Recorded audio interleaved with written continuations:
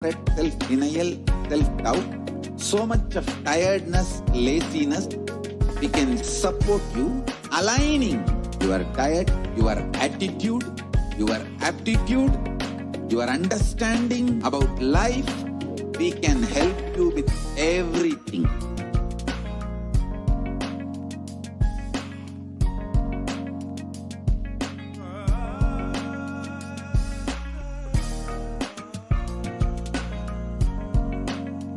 If you are in Nithyanandam Paramasukadam Kevalam Jnanamurtim Dvandvatitam Gagana Sadrisham Tattvamasya Dilaksham Ekam Nityam Vimalamachalam Sarvadi Sakshibhutam Bhavatitam Trigunarahitam Sadgurum Tam Namami. Nithyananda, everyone. I welcome everyone who's watching us through YouTube, Facebook, Twitter, various other social media platforms to this program of Devi Parashakti's Akashic reading. Manifested to the supreme point of Hinduism, Jagat Guru Mahasnidhanam, His Divine Holiness, Bhagavan Nithyananda Parashakti.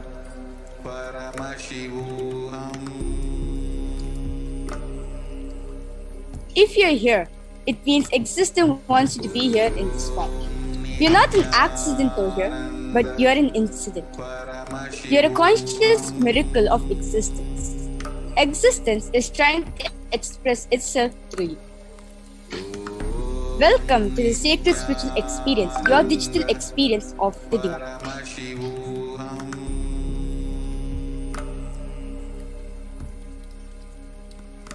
Maybe what you think as your first time in the presence of a divine cosmic being, but this is not the first time energy has graced the planet. If you're watching this right now, this moment, not a coincidence. This is a cosmic intervention in your life to make you manifest what you want in your life.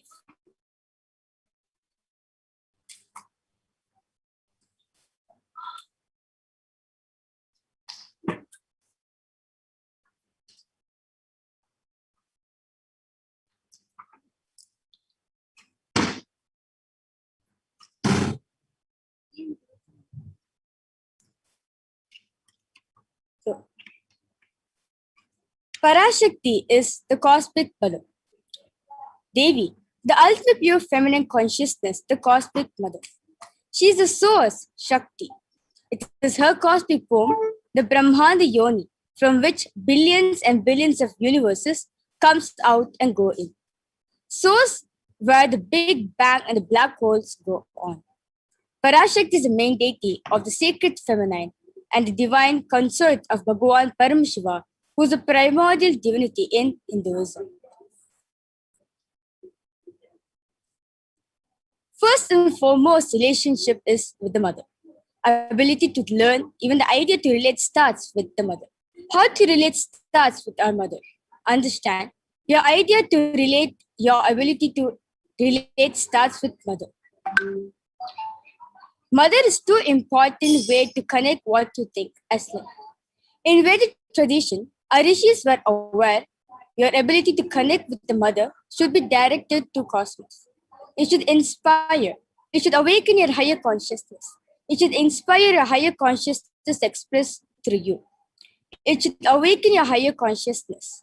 Connecting with life as mother is the most sweetest, beautifulest, easiest form to ever connect in your life. Today, out of his extreme compassion and love, the supreme point of Hinduism is manifesting Devi Parashakti herself and gracing us, answering all our questions, attending to our prayers, giving boons, healing us, revealing our past, present, and future, delivering profound spiritual truths, and ultimately giving us the experience of Paramashivaham itself. So, what is Bhava Samadhi Darshan? What is Samadhi? Sama is oneness and Adi means source. So Samadhi means one with the source. And Bhava means attitude aspect. So Bhava Samadhi means being one with the source through this aspect. Through this aspect. Darshan means to have a glimpse of. In Vedic tradition, this used to describe the moment we behold a deity, an avatar, a saint, or an enlightened being, as just seeing such a being can cleanse the karmas of lifetimes and create a deep, lasting transformation in the receiver. Darshan.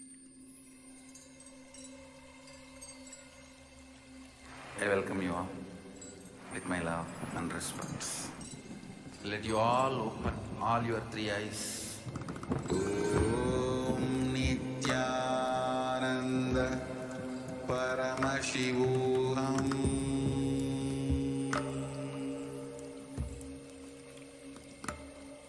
Om Nithyananda Paramashivoham.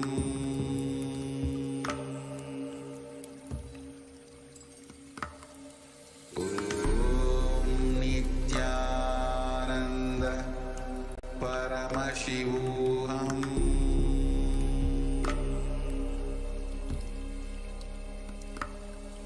Om Nithyananda Paramashivoham.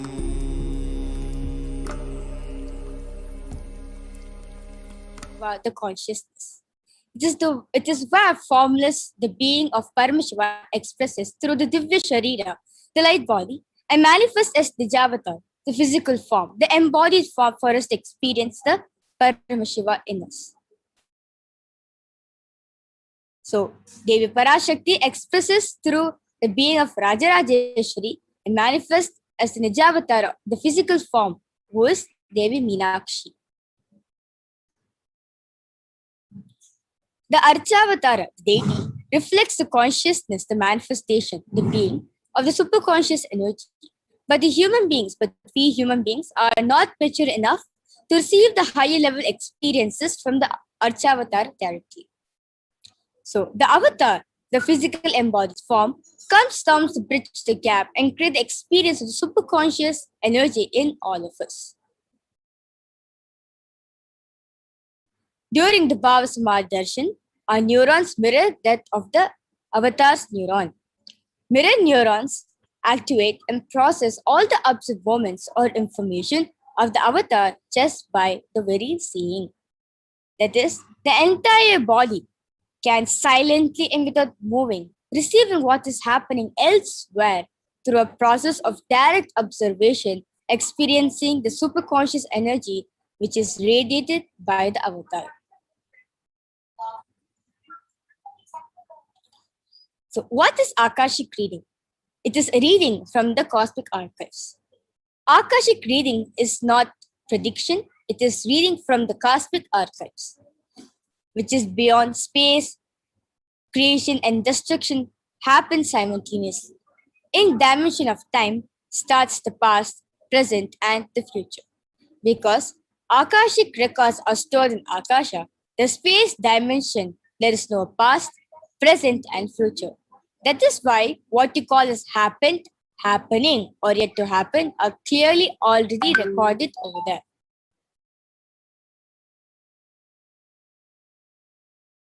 So, the Supreme Pontiff of the Hindus, the Supreme Pontiff of Hinduism, Jagat Guru Mahasanidanam, His Divine Holiness Bhagavan Nithyananda Parameshwaram is the reviver of Kailasa, a macrocosmic, ancient, enlightened Hindu civilization nation.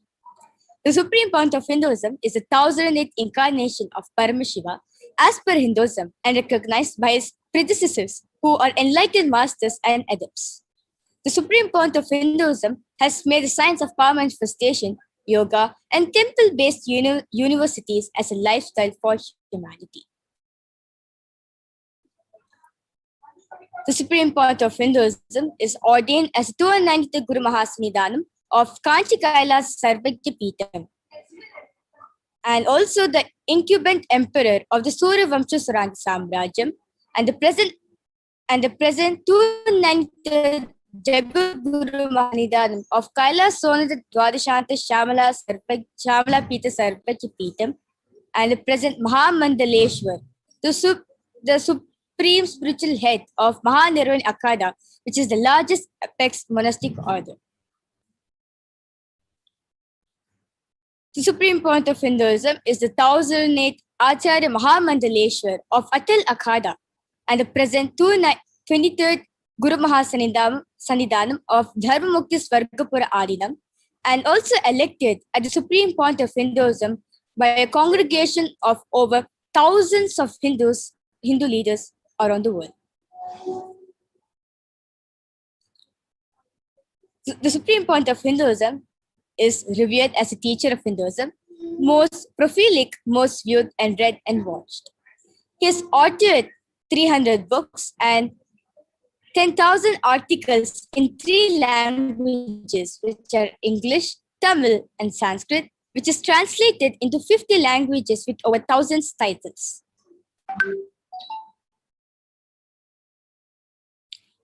The supreme point of Hinduism has over 20 million copies of books and articles sold, read, and downloaded.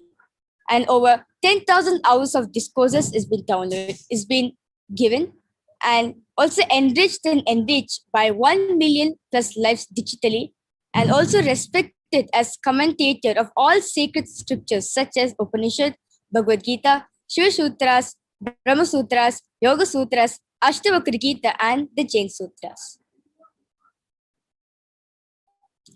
The supreme point of Hinduism is honored as leader of Hinduism and most awarded internationally recognized Hindu leaders, and also the reviver of 1,008 ancient Hindu sampradayas, including the Rudras, the Rudrakanyas, Rishis, Rishikas, Bhairavas, Bhairavis, and Sannyasis. The supreme point of Hinduism is the establisher of the largest Hindu university, which is the Kailasa Nithyananda Hindu University in the world with satellite campuses in 150 countries. The supreme point of Hinduism is the establisher of 1,000 plus Kailasa enlightenment ecosystem all around the globe. And he is also the founder and reviver of over 100 Sarvangi Pitas and the collector of the largest Hindu library with over 1 million books, 1 million palm leaf manuscripts, and over 20 million digital books. So, what is the science of Diksha? The Sanskrit word Diksha is delivered from Da, to give, and Shi, to destroy ignorance. It loosely translates as initiation.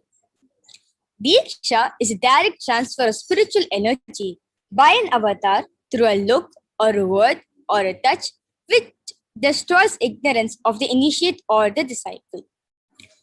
Initiation triggers the possibility to create new grooves and neurological pathway in the brain and can ever alter the gene expression itself.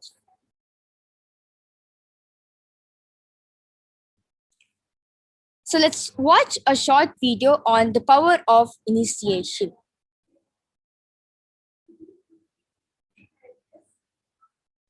A look, a word, a touch. Power of initiation. Diksha is the direct transfer of spiritual energy by an enlightened being through look, word, or touch. The traditional Vedic book Navaratneshwara states, Sarvasamapi dikshanam muktihi phalamakhanditam avirodhat bhavantyeva prasangyastu bhuktayah. The main benefit of all initiations is moksha, enlightenment. As a side effect, health, wealth, leadership, and well-being happen.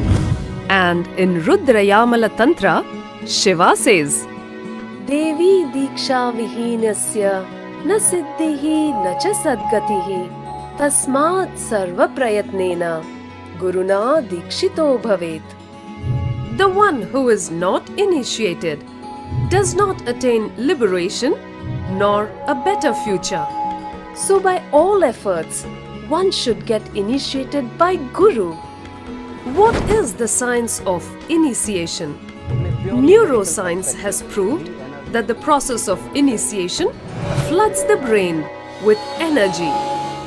This is the superconscious energy of Kundalini, our own highest inner potential energy. As the Kundalini flows from the thalamus to the cortex, it sets up a powerful energy loop within the brain, which awakens the latent non-mechanical parts which we have never used before. With increasing levels of coherence, the whole brain comes alive, turning into a superconductor of conscious energies that heal, empower, transform our lives, bliss and fulfillment. Initiation creates high awareness, visualization, creativity. It also slows the aging process and improves the immune system. Kundalini awakening, healing experience, levitation, teleportation, materialization. Experience the power of initiation through a range of exclusive programs conducted at the ashram. Nithyananda.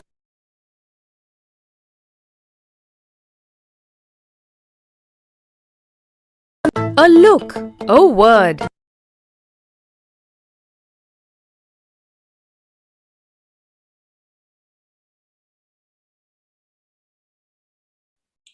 So let us now get ready to witness the demonstration of the extraordinary powers.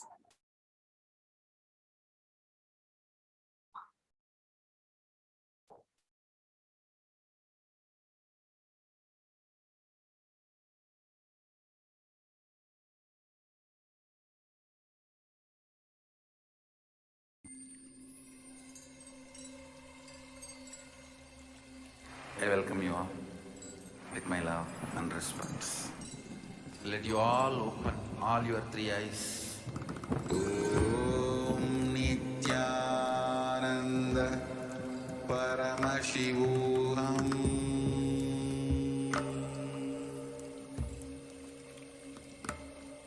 Om Nithyananda Paramashivoham.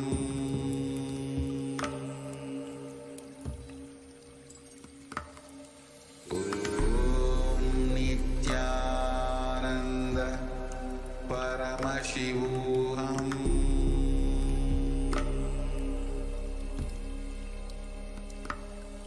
Om Nithyananda Paramashivoham.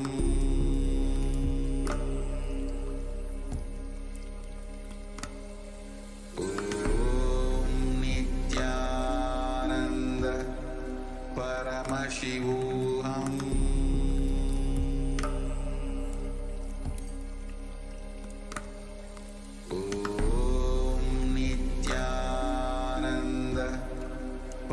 Paramashivoham.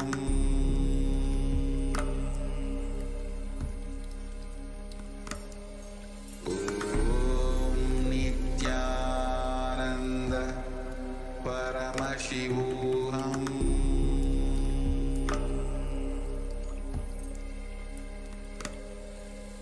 Om Nithyananda Paramashivoham.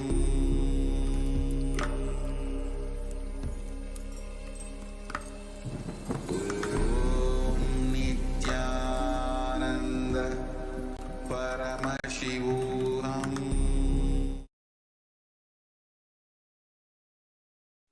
Yes, welcome back. Let us now get ready to witness the extraordinary powers of Parameshwar being manifested.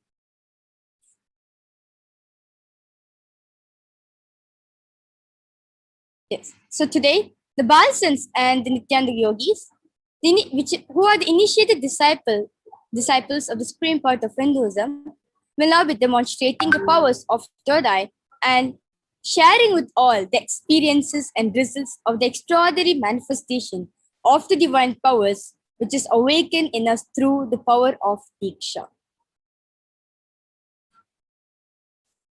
In today's Devi Parashakti's Akashic reading, all of us will be receiving the initiation into the third eye awakening and various other powers with the blessings and grace of the Supreme Pontiff of Hinduism. Today, you'll be witnessing the manifestation of the following powers: power of third eye reading and the power of body scan, the power of thought current scan. In third eye reading, you'll be seeing with your blindfolded. So what exactly is a third eye? Third eye is the cosmic browsing center, which is located between the brows, which upon initiation, one can effortlessly express the powers and see through the third eye just as you would with the two physical eyes. So what exactly are these Shaktis? So in the Vedas and the Agamas, the source scriptures of Hinduism, Parameshwar reveals very beautifully in elaborate manner, detailing that every human being is hardwired to be able to manifest the 463 extraordinary Shaktis, the divine powers of Parameshiva. So manifesting powers are described as a system, method, and a science for various beings to explore the various possibilities and powers and have the access to various states of consciousness. Shaktis manifest from the fundamental truth that you are a divine and you need to manifest the divine, rather not from the cognition that you are a man and you need to reach the divine. So what's the difference between Shaktis and Siddhis? Shakti is expressed in the space of enlightenment. As a side effect, you have deep feeling connection with the Guru and have high integrity. Whereas Siddhis are the powers that manifest from tapas or penance for the enlightenment. Shaktis are the source of enlightenment, whereas Siddhis are the path of enlightenment.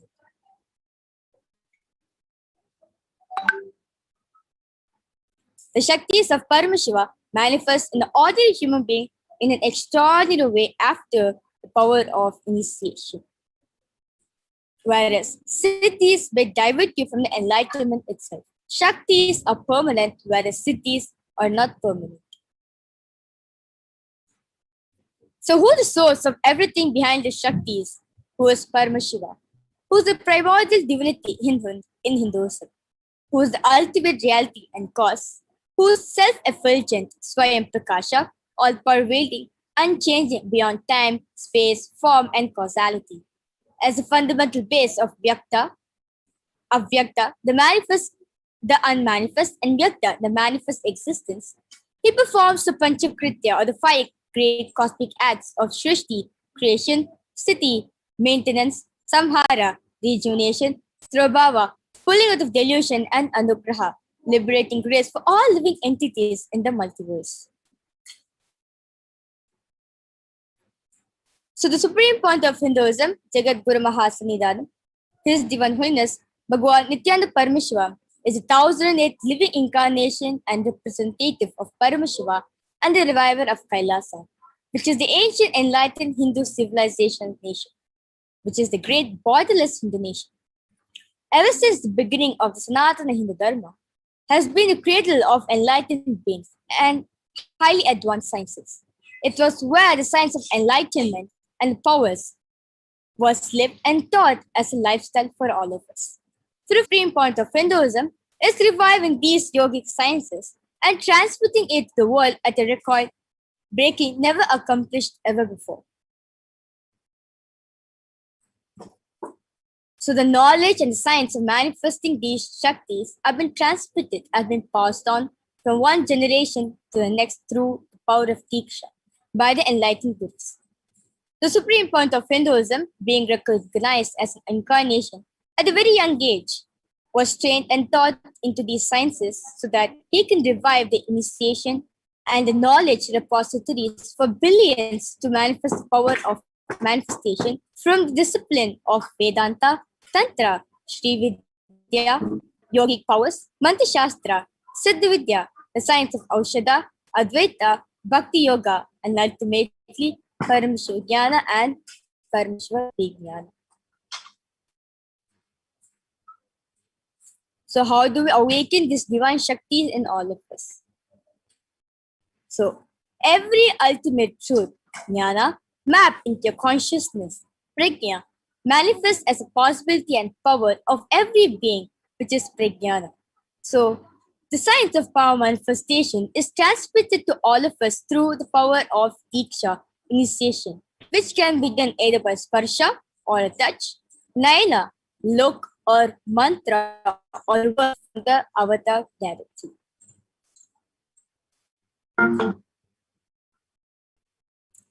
So, the science of power manifestation is authenticated through four aspects of evidence or pramana in Hinduism. The first is the Shastra Pramana, which is the eternal unchangeable truths revealed in the source scriptures, Vedas, and the Agamas. And the second is the Apta Pramana, the experiences and results of the Aptas or authorities of Hinduism, the Vedic rishis and scientists who time tested and verified the science of power manifestation. And third is the Artha Pramana, the supreme point of Hinduism's personal experience of the power manifestation science, and the Pratyaksha Pramana, the scientific experimentation, the scientific research, the study which is done on the science of power manifestation. Vedas are the ultimate superior authorities for Hindus. Vedas are pure science, where the ultimate truths are being explained, whereas Agamas are the scriptures. Applied technology, the applied science is expanded. Vedas and Agamas are given the status of Shruti, that which has been heard, as they are the directly revealed by Paramashiva, they are the ultimate, eternal, unchangeable truths. A reference cited from these shastras or the source scriptures are called the Shastra Pramana. So let us get ready to witness a very unique and exciting demonstration of the power of third eye. So the first power which we're going to demonstrate to you guys is the power of third eye, seeing through the third eye.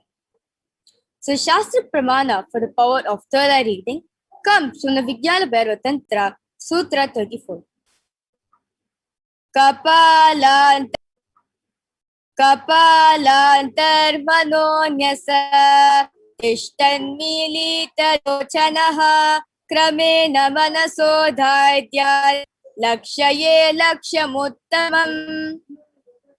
The translation goes, by fixing the mind on inner space within the crown center and sitting stably without any moment having the eyes closed in succession by the stability of the mind in the space, through the power of the third eye, one directly sees the ultimate goal, laksham, by having the vision beyond the sight, to reveal any object or place attaining space of oneness with the source. The second is the Apta Pramana, which is cited from the Srimad Bhagavad Gita, chapter 11, verse 8, where Bhagavan Shri Krishna says to Arjuna, Natu mam shakyase drashtum anenaiva sa chakshusha divyam dadavite chakshuhu pashyame yogamaishwaram.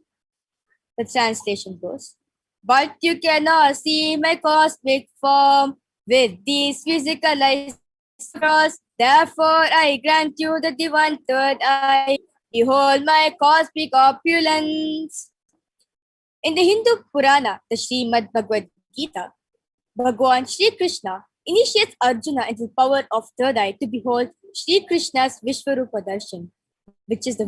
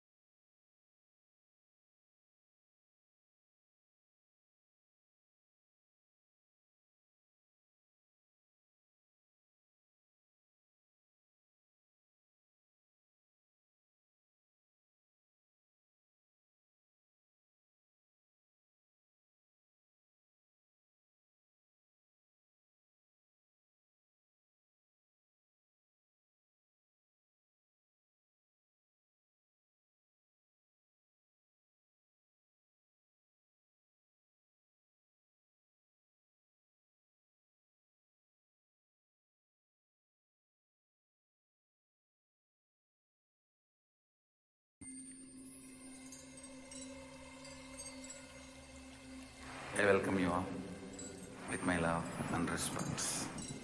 Let you all open all your three eyes. Om Nithyananda Paramashivoham.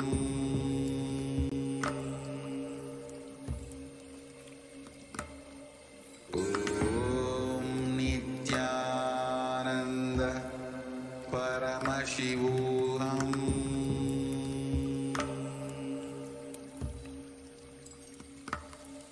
Om Nithyananda Paramashivoham.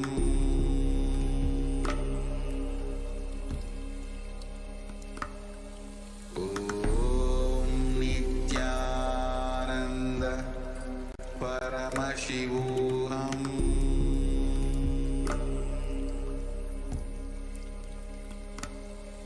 Om Nithyananda Paramashivoham.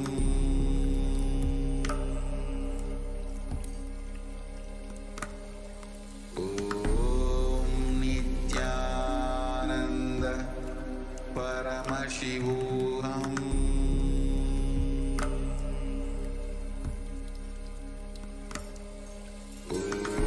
Om Nithyananda Paramashivoham.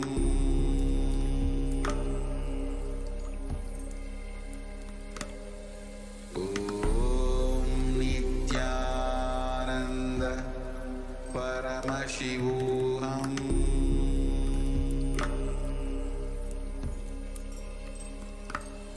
Om Nithyananda Paramashivoham.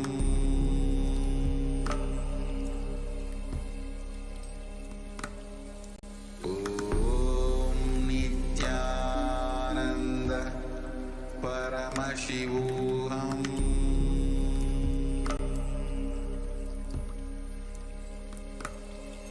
Om Nithyananda Paramashivoham.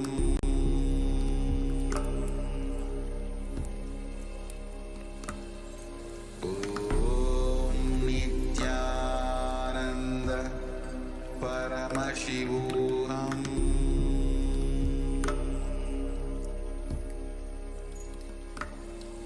Om Nithyananda Paramashivoham.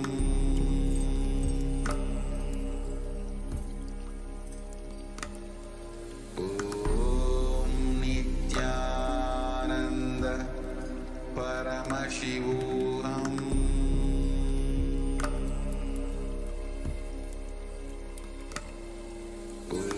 Om Nithyananda Paramashivoham.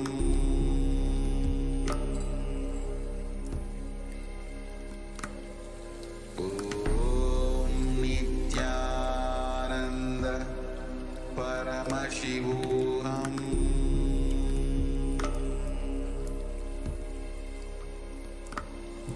Om Nithyananda Paramashivoham.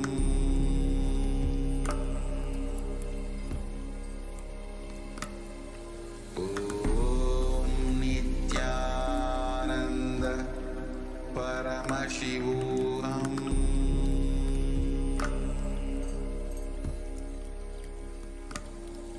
Om Nithyananda.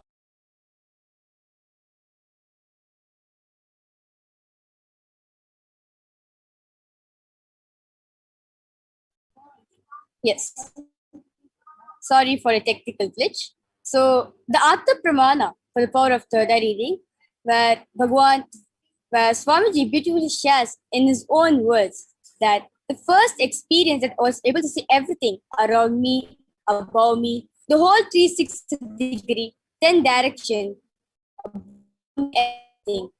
I realized not only I was able to see, I was able to feel, experience all that of that the Pratyaksha Pramana, the scientific study which is done on the science of power manifestation, So the scientific measures and compare the metabolic cell activity of the brain in conscious and meditative states using the positron emission tomography.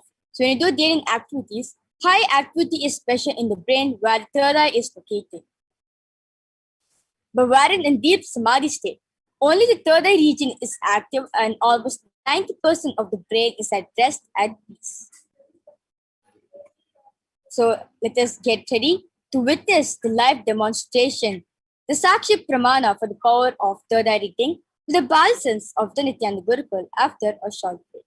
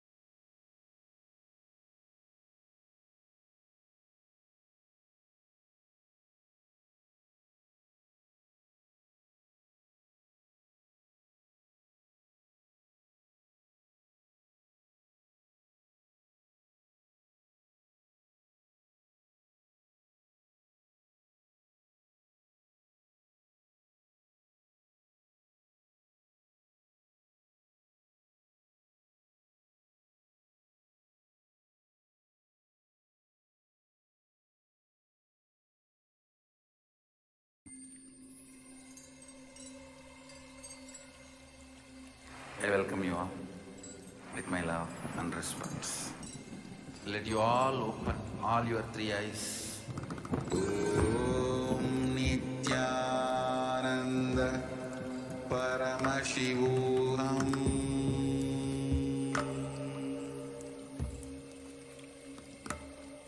Om Nithyananda Paramashivoham.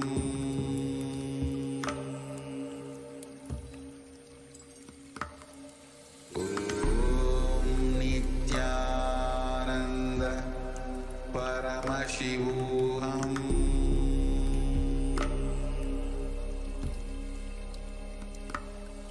Om Nithyananda Paramashivoham. Om Nithyananda Paramashivoham.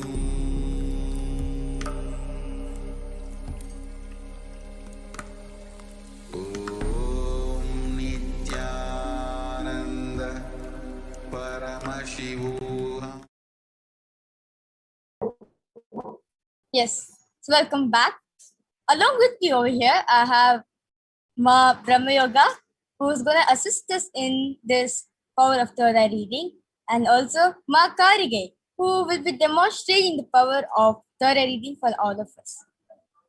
So, along with me over here, I have the black color acrylic sheet, the medically cited IBAN. So you can see in the front there's a black color acrylic sheet. And we see the back, there's two sponges, two sockets. So one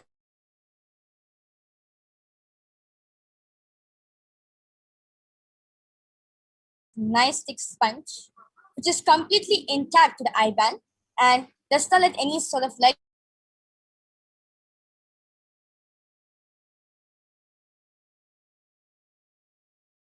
again, and also myself will be using for demonstrating the power of duality. Yes.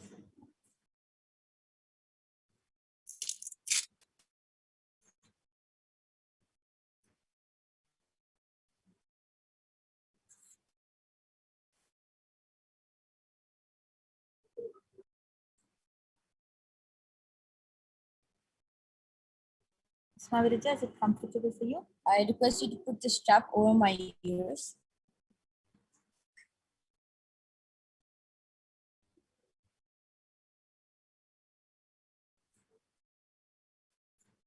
Is it fine now? Yes.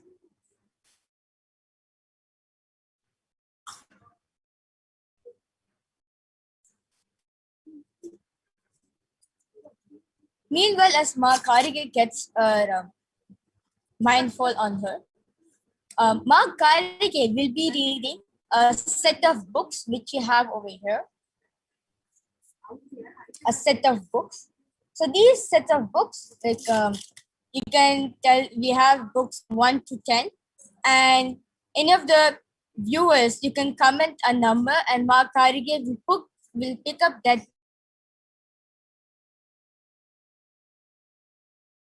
want Ma Karige to describe the image on. And also, if you want, you can post any sort of emojis, word, any difficult word, numbers, number patterns, or anything that you like me to read. You can post it in Kailasa SPH Nithyananda's YouTube channel.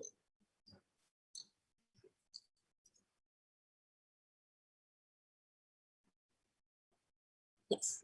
So, Ma Karge, are you comfortable? Yes, but Karge requires Ma Brahmayaka to put his dog of Karge's list.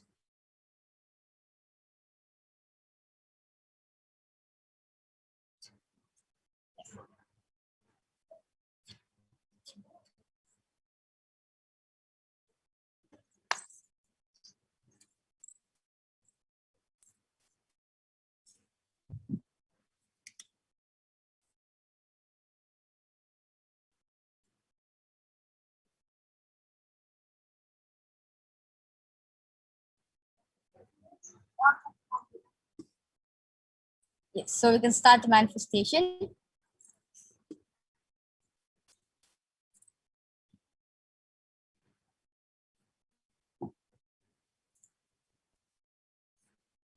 Yes. So Ma Karige, can you see? Yes. So the latest comment which is being posted in the Kailasa SPH Nithyananda YouTube channel is by Surya Kumari, has posted, third eye, very true. I have experienced it. Patabitaman. Yes.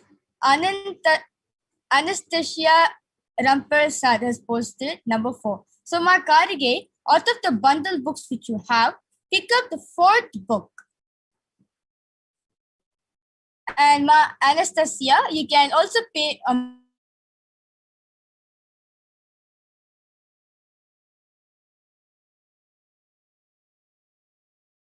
yes. Chanda Anandita has posted, Ma, is this body scanning? Ma, this is the power of third eye reading. Ma, where you see where we blindfold two physical eyes and we'll be reading through the third eye. Anastasia has posted again. And then, can my son award Tunde small 4-year-old, and my husband, Eli John, small, he gave permission to get a body scanning. Sure, Ma, in the next power, you'll receive a body scanning.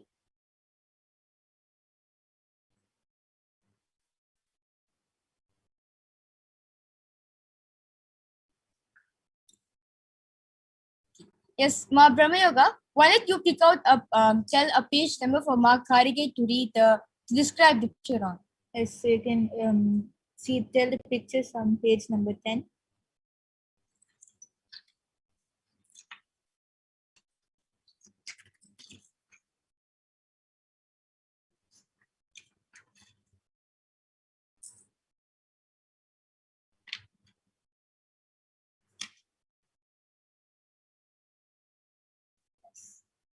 there is kids, there is mountain, and there is blue color sky. Yes. Meanwhile, as Makarige sees, I would like to answer one question which is posted in the YouTube comment section by Asish Tetwar has posted. How can I be initiated into third eye activation?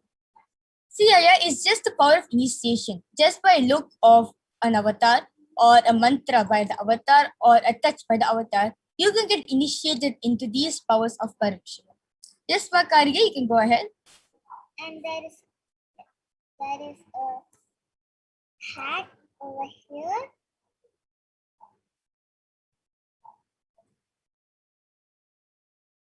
And there is boots over here.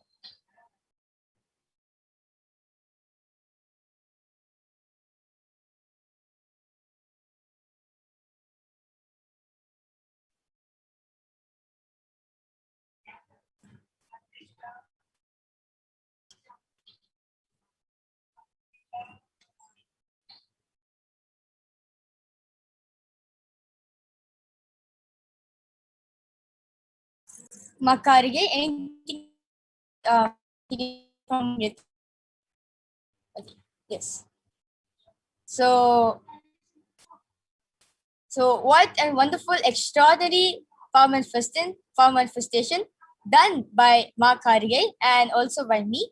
So if you too want to manifest these extraordinary powers, at the end of the Bhava Samadhi Darshan, you will be guided through a power manifestation session where you will be manifesting the power by yourself. So I would like Ma Brahma Yoga to remove the eyeband now.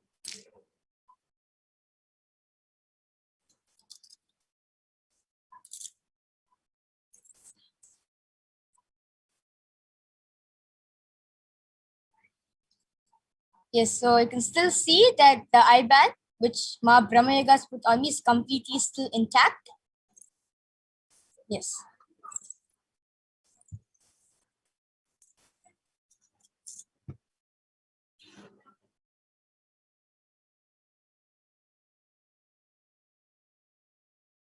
Yes, eyeband is still intact.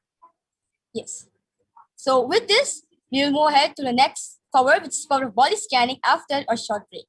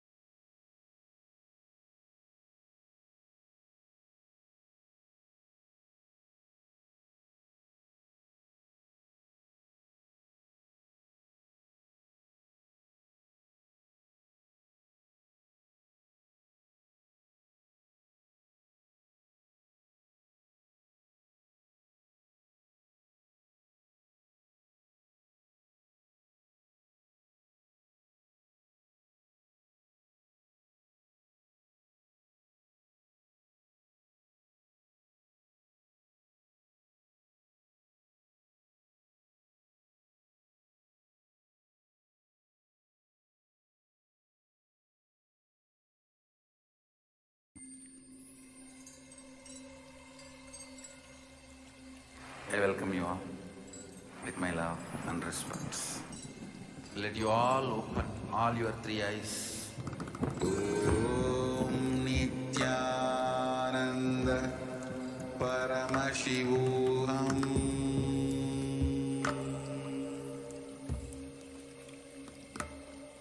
Om Nithyananda Paramashivoham.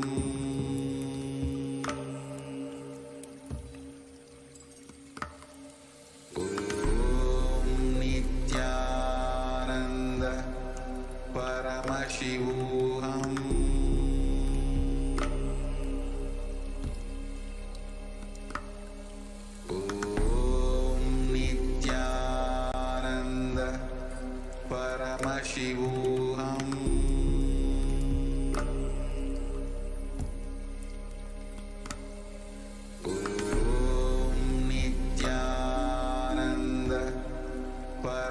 Paramashivoham.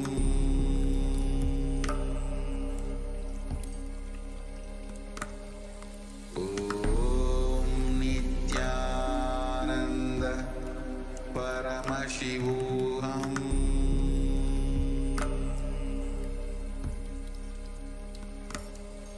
Om Nithyananda Paramashivoham.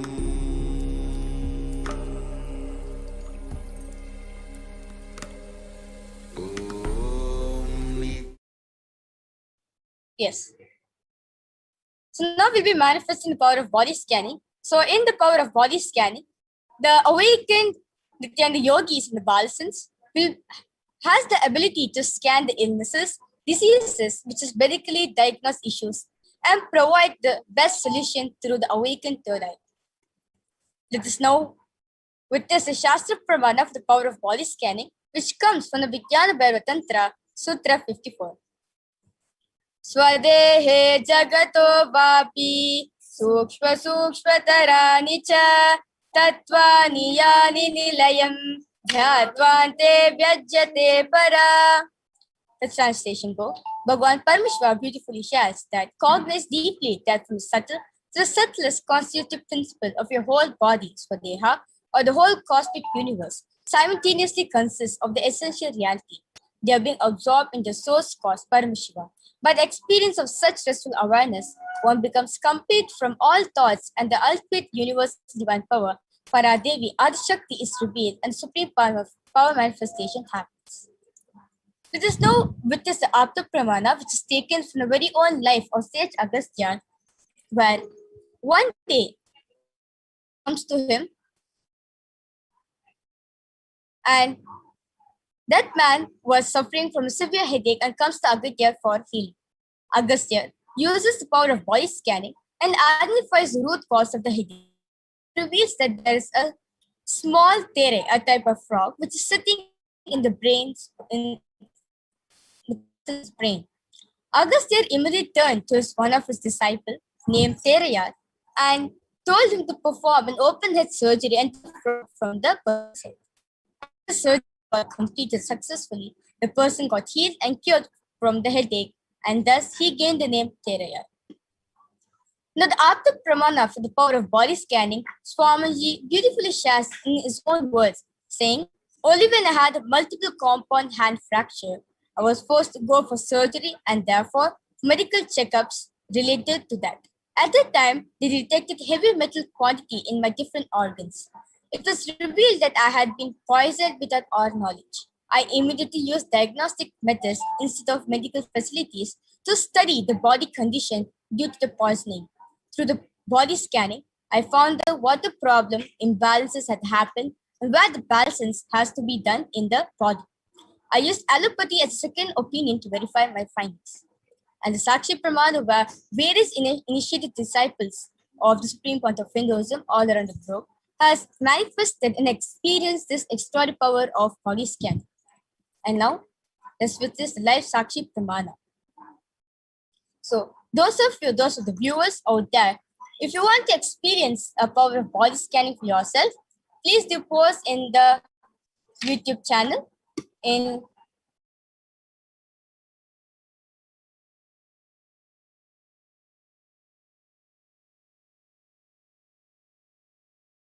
has posted scan Nima. Yes, so Brahma Yoga will be scanning for you, Aya.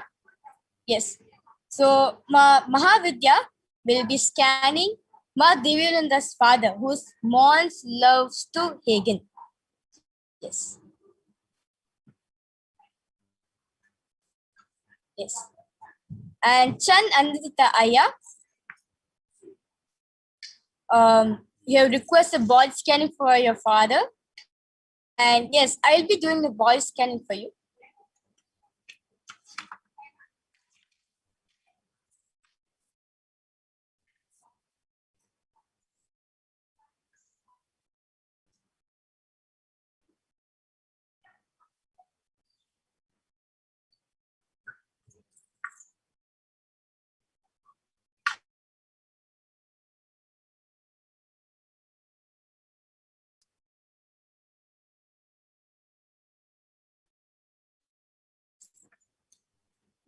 Machan Anandita, Ma, your father is actually normal, and I'm able to see that he is suffering from a migraine headache, Aya.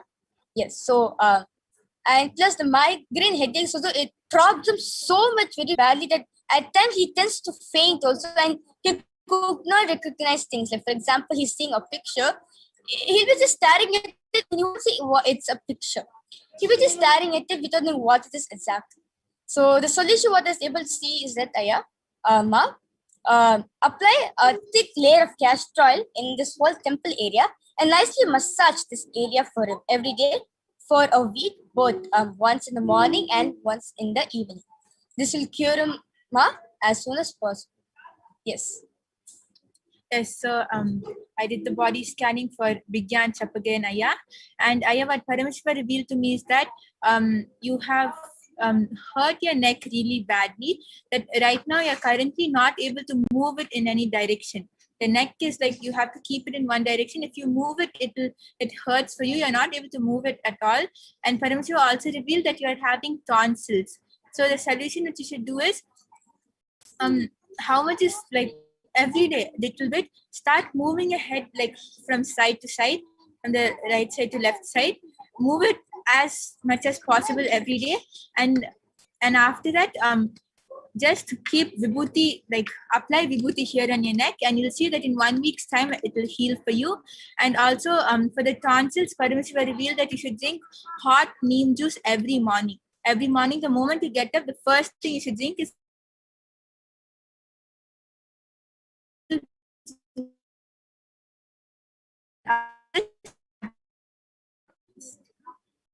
Yes. Go ahead. Yes. So the body scan for Ma Nithyananda's father. Ma, please let your father know two things, Ma. One, he requested body scan because really his body, his back is hurting, the lower back, acting with a bent back because of the family being slightly lower in height with him. So just tell him first to start consciously walking straight. Overall, his health is okay, immunity is fine as long as he avoids going outside, which he's wanting to go. Please tell him to be at home, quarantine himself. That's number one. Number two, please tell him again, hydrate himself. His eyesight is lowering, so greens, any green leaves, neems, spinach will help him. Yes. What a wonderful manifestation done by Nithyananda Yogi and Balsan of the Nithyananda Gurukul. So with this, I would like to thank all the viewers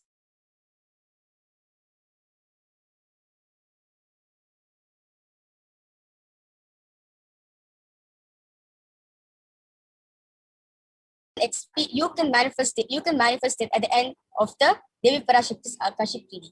So with this, we'll be moving ahead to the next segment of Devi Parashakti's Akashic reading after a short break.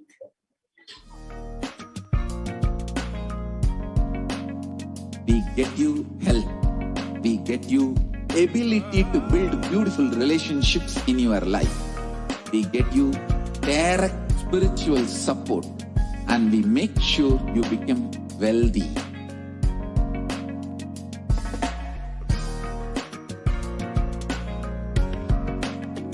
We won't stop giving you just good life. We will literally not stop till you live enlightened life. Manifesting the state of Paramashiva, space of Paramashiva, powers of Paramashiva, being of Paramashiva.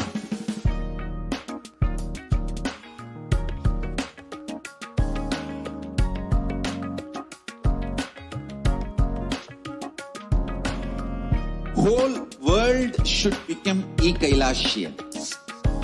I want the whole world to know Hindus have something great to contribute to the world.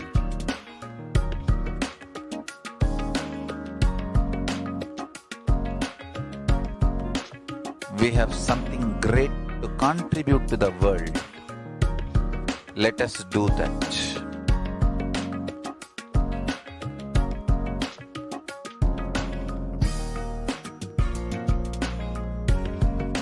E-Kailasa is proper customized spiritual service helping you to identify your root patterns of suffering.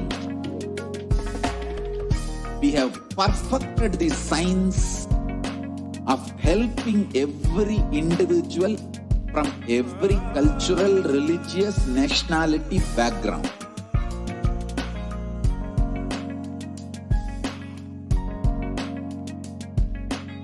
You will have lowest reactionary assumptions, highest awakened response, alive response for life continuously.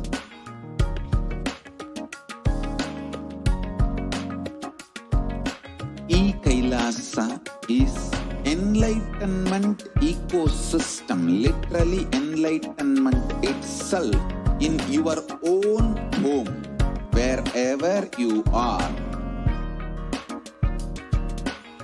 Proper customized spiritual service helping you to complete with your life negativity. Withdrawal from life, self-hatred, self-denial, self-doubt, so much of tiredness, laziness. We can support you aligning your diet, your attitude, your aptitude, your understanding about life. We can help you with everything.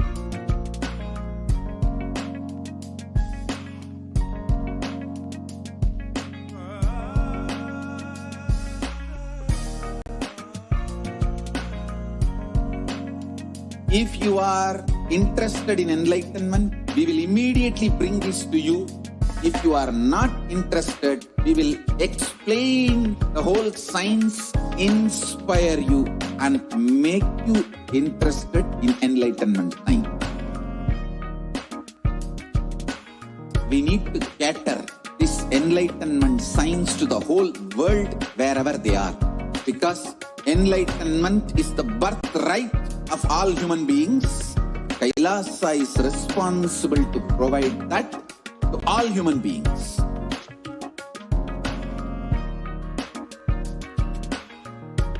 Kailasa is the totality of the knowledge I received from my gurus and practice manifested in my life, perfected by teaching millions of people from all cultures, time zones, backgrounds, genders, nationality, race, from every creed.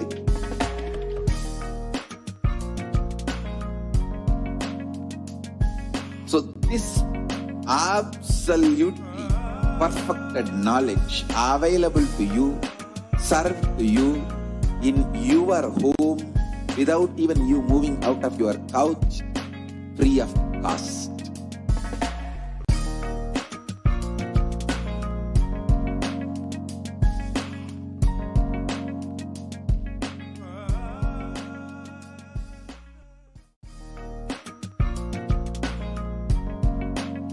We get you health. We get you ability to build beautiful relationships in your life. We get you direct spiritual support, and we make sure you become wealthy.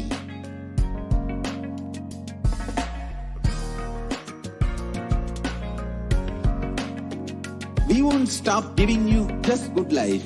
We will literally not stop till you live enlightened life. Manifesting the state of Paramashiva, space of Paramashiva, powers of Paramashiva, being of Paramashiva.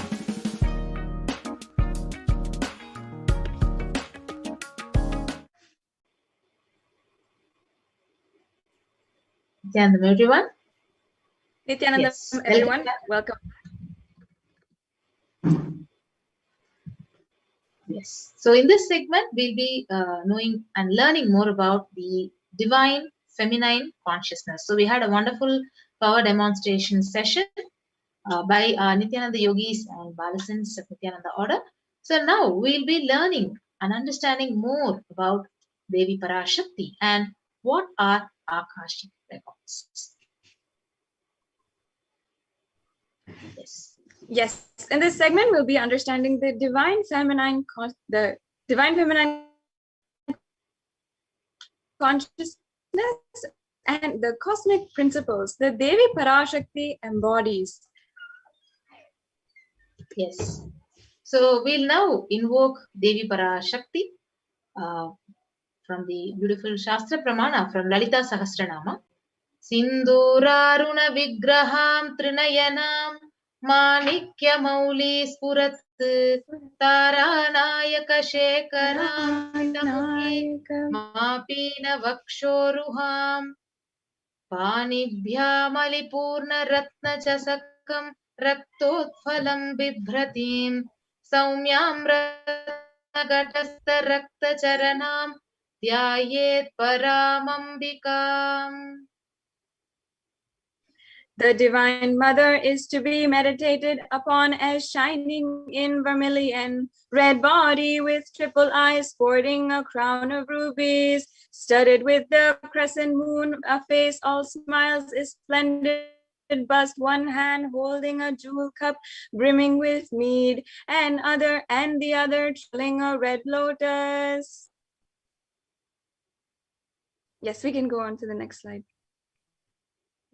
So we have the next Dhyana Sloka from the Lalita Sahasranama. Arunam Karuna Tarangitakshim Dhrutapashangusha Pushpabhana Chapam Imadhiviravruta Mayukai Rahamityeva Vibhavaye Bhavanim. I meditate on the great Empress. She is red in color, and her eyes are full of compassion, and holds the noose, the gourd, and bow and flowery arrow in her hands. She is surrounded on all sides by powers such as anima for rays, and she is the self within me. So Devi, the ultimate pure feminine consciousness, Parashakti, is the cosmic mother, and it is her cosmic womb from which billions and billions of universes comes out and goes in. She source where the Big Bang and black holes goes on. So Parashakti is the source. She is the source Shakti, the source energy, the source power from which all of us came, in which all of us are even now, and in which all of us are literally going to merge.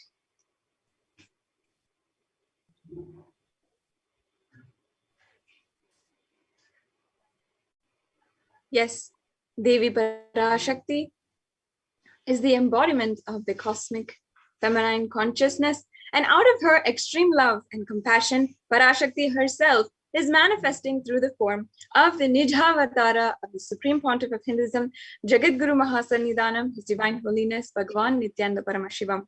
And she is gracing us, answering all our questions, and attending to our prayers, giving boons, healing us, revealing our past, present, and future, delivering profound spiritual truths, and ultimately giving us the experience of Paramashivoham itself. Yes. So in the words of Parashakti herself on the 12th of May, during the Akashic reading revelation, Parashakti herself has revealed about her.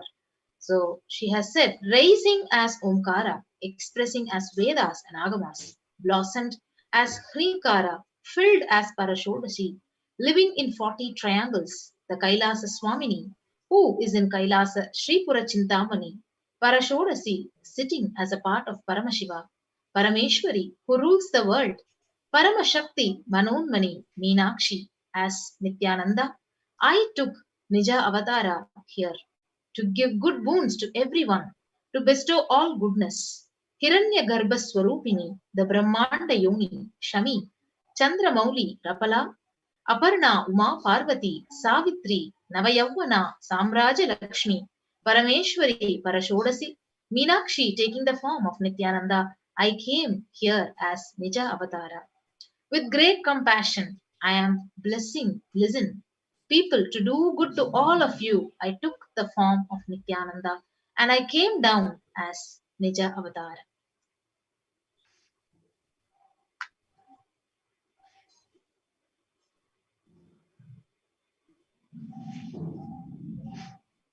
Yes, continuing on,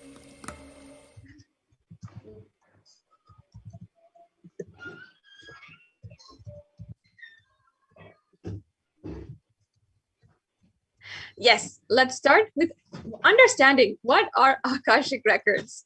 Akashic records created in space are created records created in space, and whatever has happened in time is there as a file. Nothing can be destroyed. Please understand that all of our emotions, plans, actions, thoughts, and everything is all stored in the Akashic records and our cosmic archives of everything happening, and will happen. Yes. So let us understand the definition of Akashic records. So Akashic records are the verbal, the visual, the five-dimensional document. So whatever is happening is continuously getting recorded.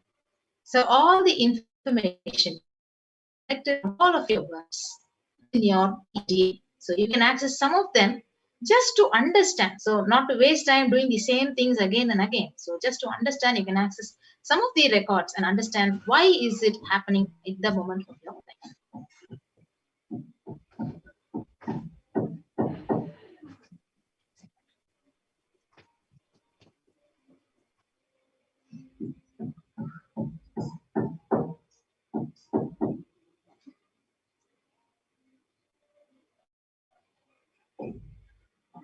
Yes. So Akashic reading is not a prediction. It is a reading from the cosmic archives. So there is no such thing as past, present, and future. So beyond space, creation and destruction happen simultaneously. So in the dimension of time starts the present, past, and the future. So in Akashic records, there is nothing called past, present, and future, and that is why whatever has happened and whatever is happening and whatever is yet to happen is clearly already recorded.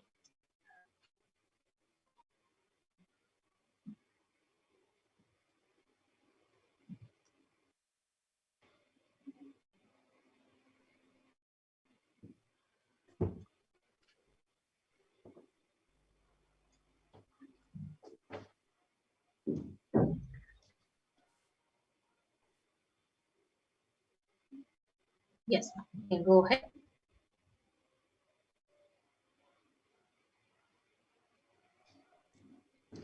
Now let's understand about how the Akashic readings are a way for enlightenment. Now, first of all, understand this. Nobody has a right to comment on these readings. Nobody has a right to manipulate the readings. Nobody has a right to interpret them in any way that they feel. For anybody to live in tune with the cosmos and Jivan Mukti, living enlightenment, this is a special practice. Other than listening to these great readings again and again, you don't need anything else. When you listen to these great readings, naturally, your negative logic is penetrated, broken, and these great truths settle in your inner space, and they make you live enlightenment. Yes. So only an avatar can decode the Akashic records. So as an avatar of Paramashiva, the Supreme Pontiff of Hinduism has graced the humanity with the blessings and darshan in the form of Devi Parashakti, revealing all the answers to the yearning of the seekers as solutions, breakthroughs, and liberating the humanity from pain and suffering. So literally, whatever question you're asking and any answer that is revealed by Parashakti is not just an answer, but it is a karmic breakthrough which you're receiving directly from Parashakti. So next we have the Shastra Pramana, and we'll be chanting the verse from the Vijnana Bhairava Tantra, the Dharana 61, Sutra 84. Akasham Vimalam Pashyan Krutva Drishtim Nirantaram Shabdhatma Tat Kshanat Devi Bhairavam Vapurapnuyat. Bhagavan Paramashiva says, looking at the spotless, infinite, etheric space, Akasha, beyond the sky and clouds, one should fix one gaze from the third eye without blinking continuously and make the body and inner space steady and motionless. In that very moment, O Devi, one attains nature and powers of infinite space, Bhairava. So we'll move on to the Apta Pramana, the reference from the Hindu Purana Mahabharata for the Akashic record. So beautifully narrates that the story of great sage Maitreya, who literally reveals and accesses the Akashic records of the secrets of the birth of Vidura in human form, and he literally gives reasons why he was suffering. So sage Maitreya, he accesses the Akashic records and told Vidura he was not an ordinary man, but in fact an incarnation of Yamaraja, the Lord of Death. So he was to play the part of a so-called Sudra for at least 100 years because he was cursed by a Muni called Dukkha Muni. So this is the reference for the Akashic records from the Purana Mahabharata.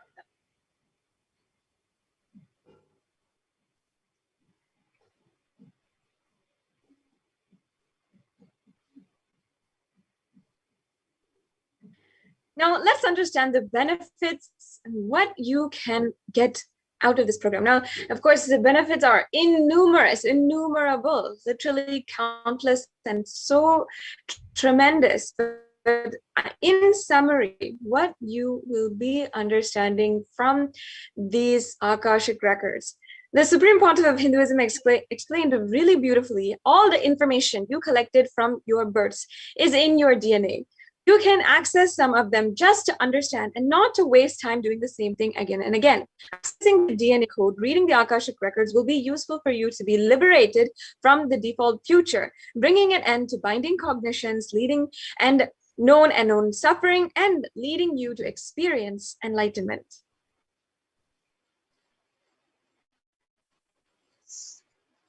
So only an avatar can alter the Akashic records. If you see, we had the power demonstration session by Abalasans, but the initiated Balasans can view the Akashic.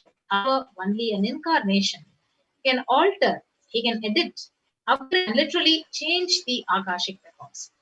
So during the Darshan and the Diksha, the Supreme Pontiff of Hinduism, he blesses, literally upgrades the Akashic records as per the prayers of the devotees and the disciples.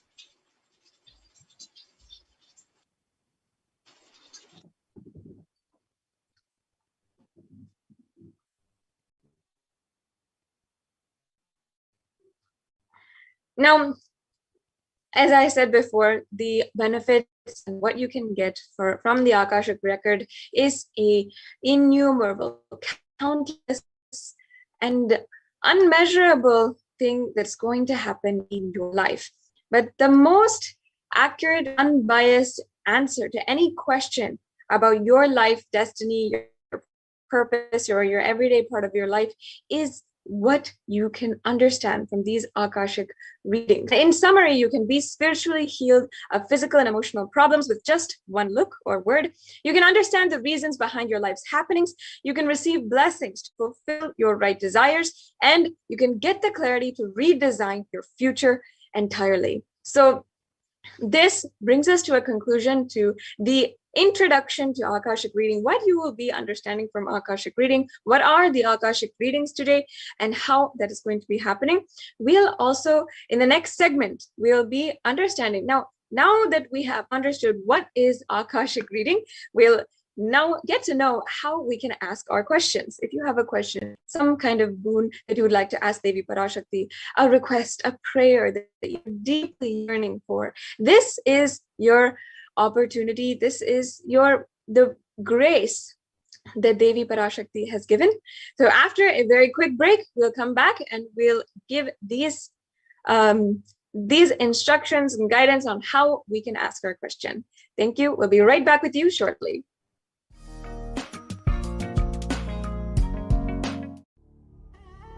What I mean by the word e-Kailasa, listen intensely. Enlightenment ecosystem, literally enlightenment itself, in your own home, wherever you are. If you cannot come to Kailasa, it's okay. Kailasa can come to you. Kailasa coming to you is e-Kailasa.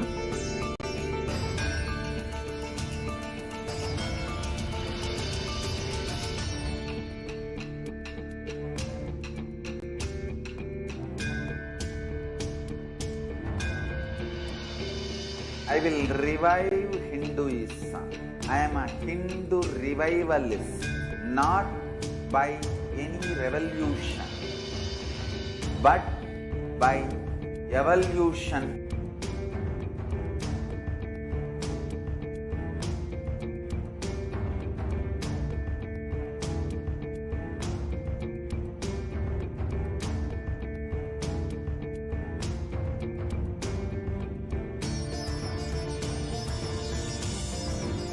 And setting model community.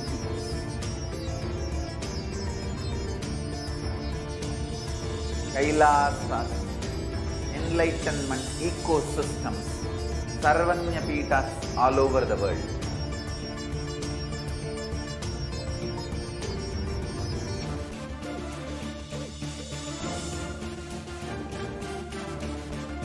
All powerful cognition, knowledge, only when you live, power manifestation and possibilities manifestation happens. It's a fundamental truth.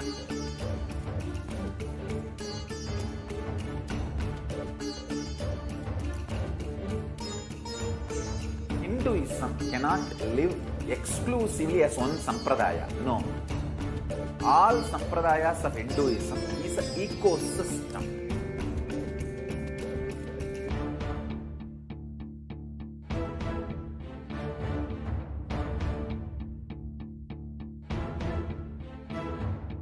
So don't keep quiet thinking that if one sampradaya is attacked, only that sampradaya is going to be affected. All of us are ecosystem.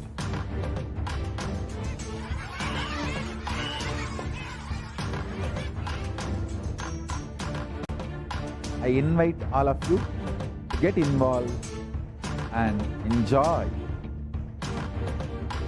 Hinduism by the principle of Dharmo Rakshati Rakshitaha. When you protect Dharma, Dharma protects you. We will make the whole planet flourish spiritually. The spiritual prosperity will happen to the whole planet. We all have to coexist together.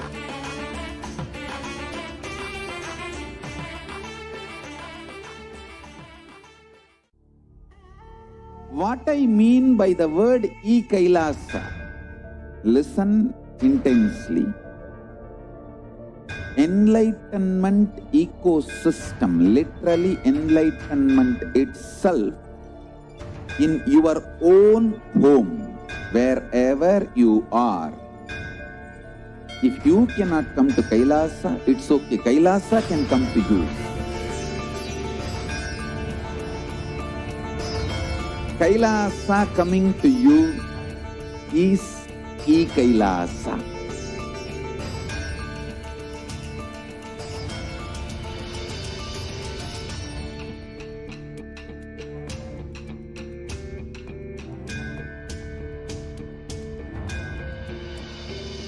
I will revive Hinduism.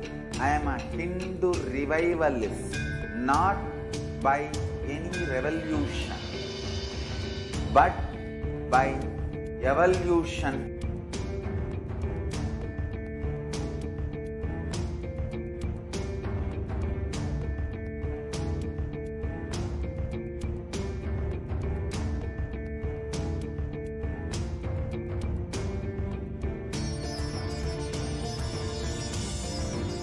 And setting model community.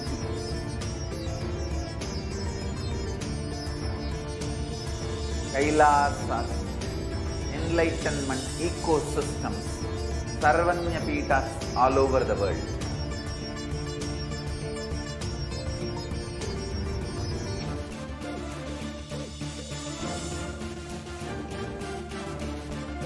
All powerful cognition, knowledge, only when you live, power manifestation and possibilities manifestation happens.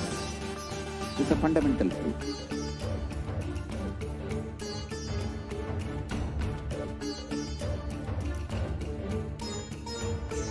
Hinduism cannot live exclusively as one sampradaya. No. All sampradayas of Hinduism is Yes, Nithyananda, to all of the viewers, after that very quick break, we were just introduced to what is Akashic reading, how do we benefit, what really we can understand, how do we manifest a breakthrough from Akashic reading. Now let us understand how we can ask our questions or prayers, request Devi Parashakti for her grace in our lives. So we will now just be going through a short set of slides in order to give you instructions and guidance on how you can interact, have your cosmic experience with the divine. So first and foremost, if you go to the Supreme Pontiff of Hinduism YouTube channel, you can go and press join. You can say you can just click on the join button. You can see that on our live feed, if you're looking and watching the live feed from YouTube right now, you'll be able to see the join button. Go there to click and join for your membership. After that, you can go to the live feed once again and start asking your questions, interacting in the chat. And for all members who are members of our YouTube channel, you can come to this chat even to ask during the power manifestation if you'd like a body scanning, or if you'd like to ask any questions, or if you'd like remote vision, or these kinds of really beautiful blessings of interacting with the Nithyananda Gurukul Balasans. And also, of course, now during the Devi Parashakti reading, asking your question to Devi Parashakti. So the YouTube channel is one channel for you to go and follow on our YouTube channel, on Kailasa's Nithyananda YouTube channel, with more than 5,000 videos on the YouTube channel, with so many different discourses, spiritual clicks and satsangs from the Supreme Pontiff of Hinduism. And of course, it is your channel to interact, to relate with the cosmic beings. The next slide, please. Yes. So the next social media platform where we can actually connect with Parashakti and we can ask our questions, we can ask for blessings, we can ask our doubts about our purpose of life, about our destinies, or why we are going through this in our life. So all these kind of questions. The next very beautiful way where you can connect with Parashakti is you can actually go to the official Facebook channel of Kailasa's SPHJGM Nithyananda Paramashivam. And if you have not liked and followed the page, you can go ahead and do the first step. You can like and follow Kailasa's SPHJGM Nithyananda Paramashivam. And once you do that, you can go to the live stream when the Parashakti Akashic reading session is happening, and you can go down and you can post your questions or doubts, your requests, your blessings, whatever questions you want to ask Parashakti in the comment section under the live stream. So this is one of the beautiful ways to connect to Parashakti and ask your questions during the live Akashic reading session. Yes, and if you are a frequent user of Twitter and you only use that platform, there's no need to worry. You can connect with the Sri Nithyananda at Sri Pontiff of Hinduism and be directly connected to Kailasa and the notifications, the programs, the different satsangs, and the temple rituals, the beautiful, elaborate events and celebrations of Kailasa, and be directly connected on your Twitter account. If you spend more time in Twitter and you really like using Twitter, and don't worry, we are on Twitter as well. And if you'd like to today ask to Devi Parashakti and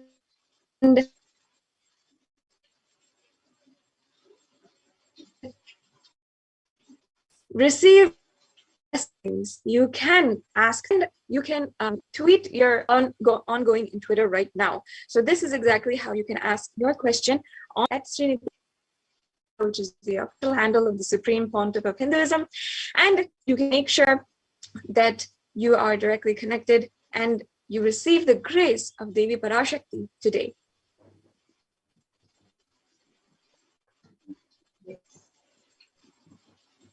So the next social media platform through which we can connect to Parashakti. So most of us will be using the Instagram. So if you go to the official Sri Nithyananda Instagram account, you go ahead and follow Sri Nithyananda on the Instagram. So once you're done with that, you can go down to the Instagram live stream. Under that, you can actually start posting your questions, asking questions to Parashakti for your blessings. So for those of you who are watching this live stream, for watching this program for the very first time, you have the beautiful opportunity to connect to Parashakti, ask your questions in the YouTube channel, in the Facebook, in the Twitter, in the Instagram, and you'll also be moving on to the next platform.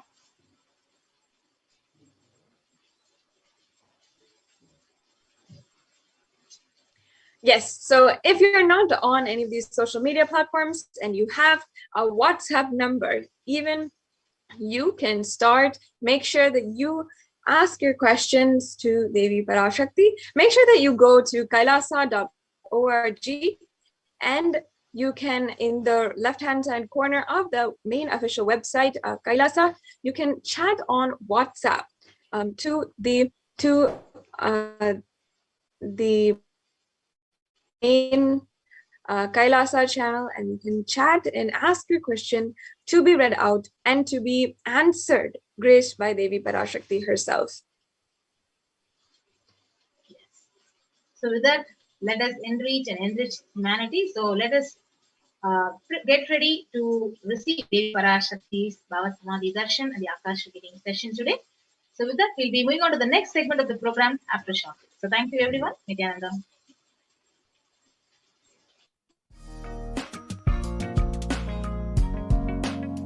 We get you health.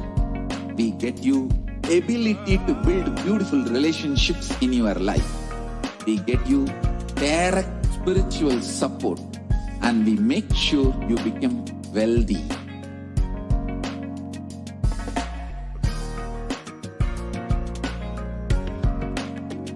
We won't stop giving you just good life. We will literally not stop till you live enlightened life. Manifesting the state of Paramashiva, space of Paramashiva, powers of Paramashiva, being of Paramashiva.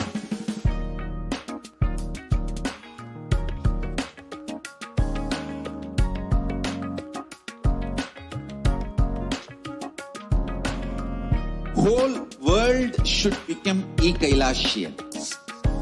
I want the whole world to know Hindus have something great to contribute to the world.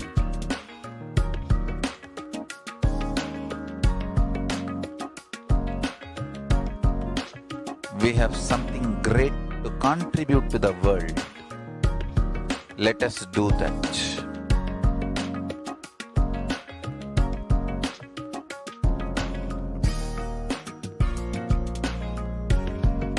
E-Kailasa is proper customized spiritual service helping you to identify your root patterns of suffering. We have perfected the science of helping every individual from every cultural, religious, nationality background.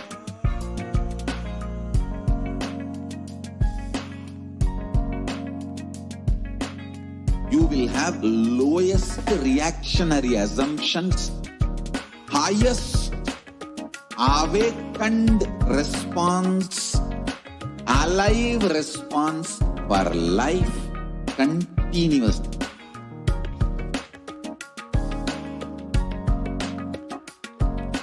E-Kailasa is enlightenment ecosystem, literally enlightenment itself in your own home, wherever you are. proper customized spiritual service helping you to complete with your life negativity, withdrawal from life, self-hatred, self-denial, self-doubt, so much of tiredness, laziness. We can support you aligning your diet, your attitude, your aptitude, your understanding about life. We can help you with everything.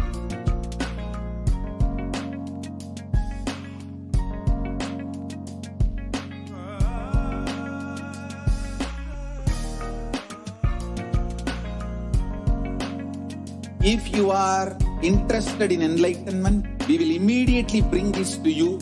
If you are not interested, we will explain the whole science, inspire you and make you interested in enlightenment time. We need to cater this enlightenment science to the whole world wherever they are, because enlightenment is the birthright of all human beings. Kailasa is responsible to provide that to all human beings.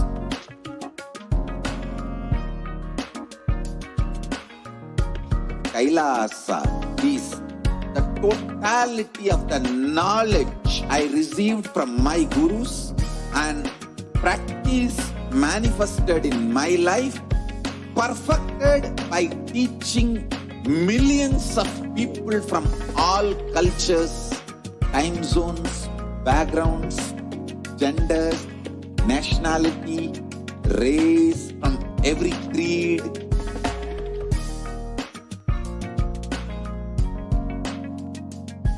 So this absolutely perfected knowledge available to you, served to you in your home without even you moving out of your couch, free of cost.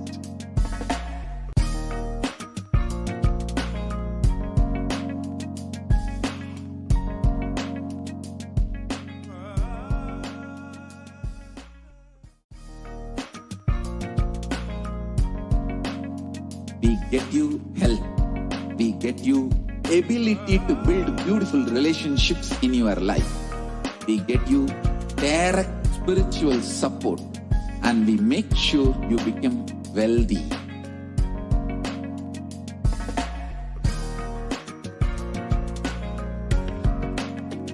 We won't stop giving you just good life.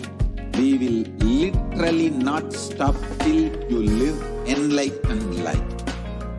Manifesting the state of Paramashiva, space of Paramashiva, powers of Paramashiva, being of Paramashiva.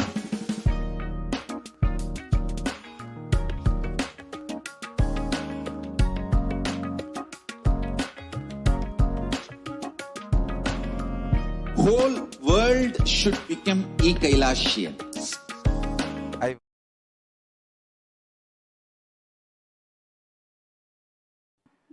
Nithyanandam. Welcome back, dear viewers. In the next segment of today's program, we are going to share with you some of the revelations of Devi Parashakti to the world. Devi Parashakti has revealed so many breakthroughs, has revealed so many sacred information that we as humanity can use as a guidance and as a direction to go in our life. And for us to realize things that we have not realized, for us to take responsibility for the things that we need to take responsibility for us to understand the sacred secret of us, the divine, Paramashiva, and the cosmos itself. So now we are going to play a short clip from one of Devi Parashakti's Akashic readings, where Devi Parashakti reveals about the sacred secret of Hindu birth. Let's watch this video.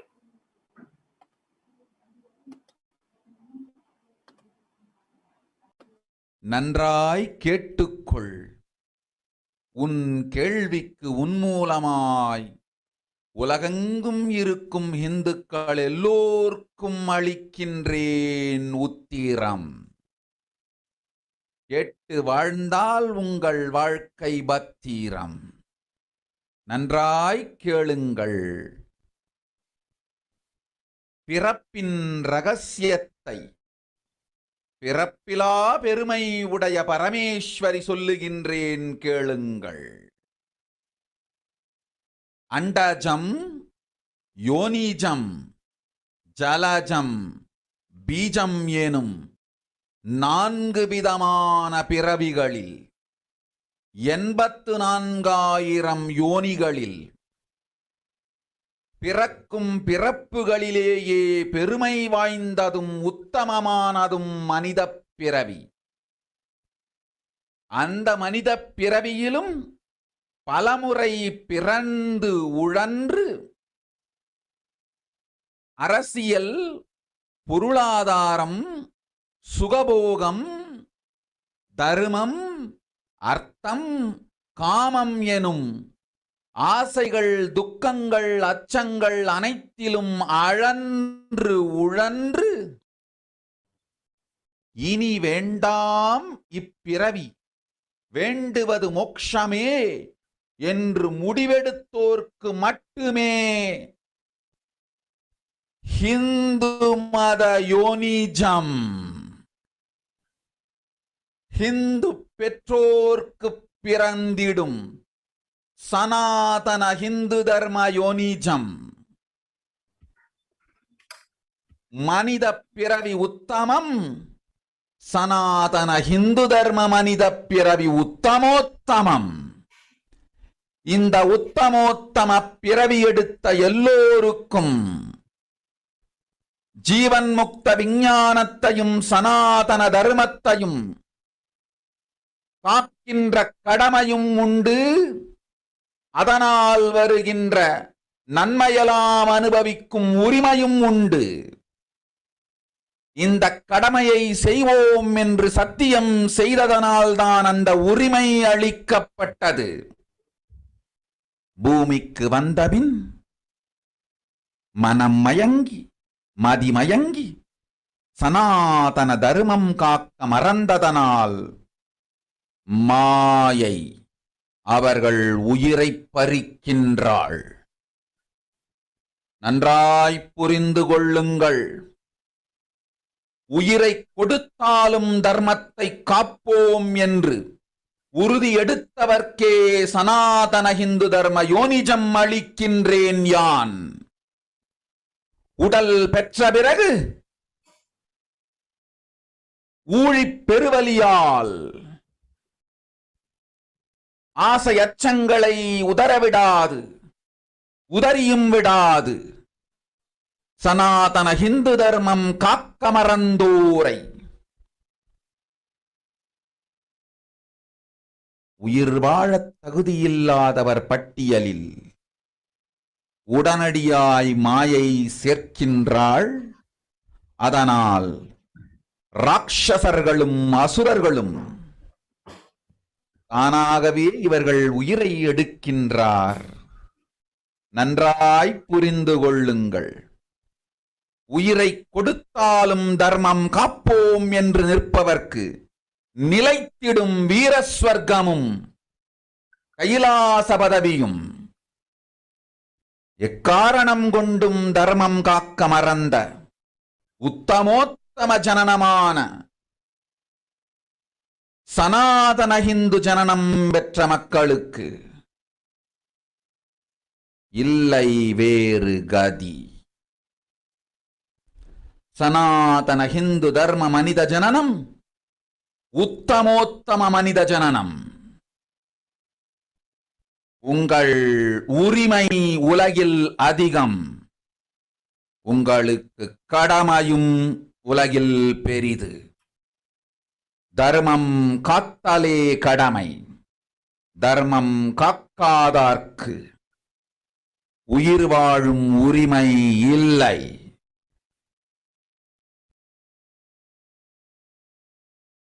நன்றாய் புரிந்து கொள்ளுங்கள்.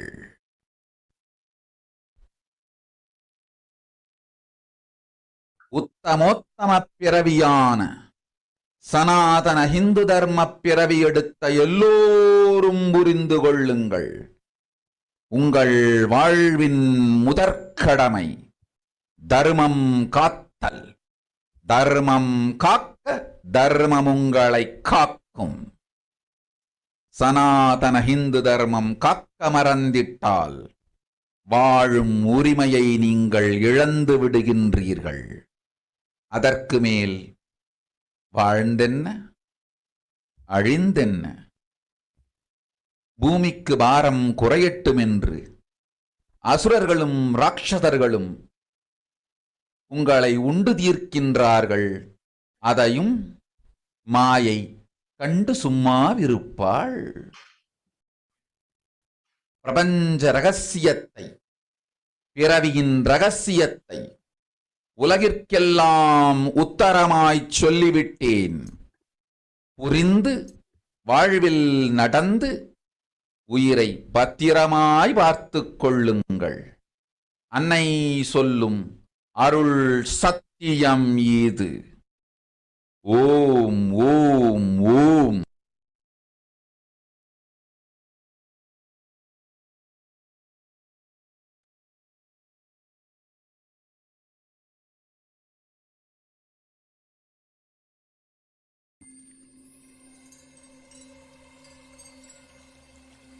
I welcome you all with my love and respect. Let you all open all your three eyes. Om Nithyananda Paramashivoham.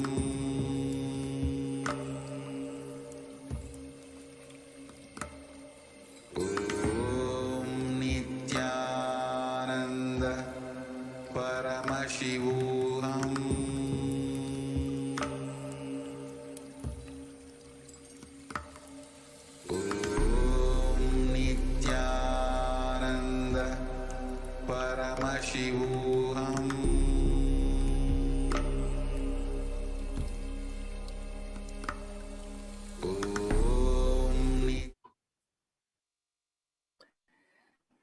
We heard the revelation of the Supreme Pontiff of Hinduism, revealing about the secret of Hindu birth.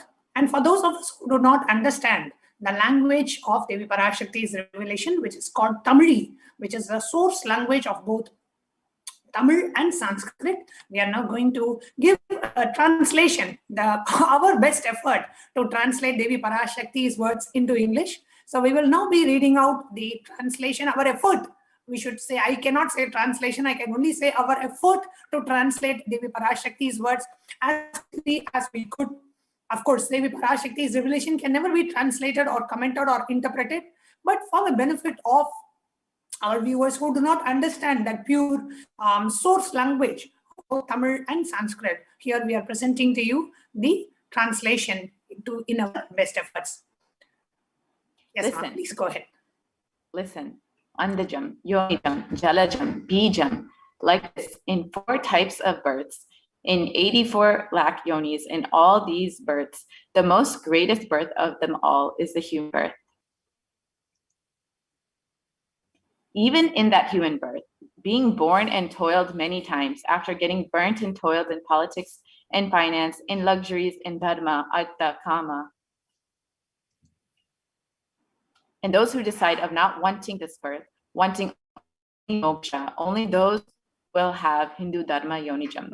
The Sanatana Hindu Dharma Yonijam of being born to Hindu parents.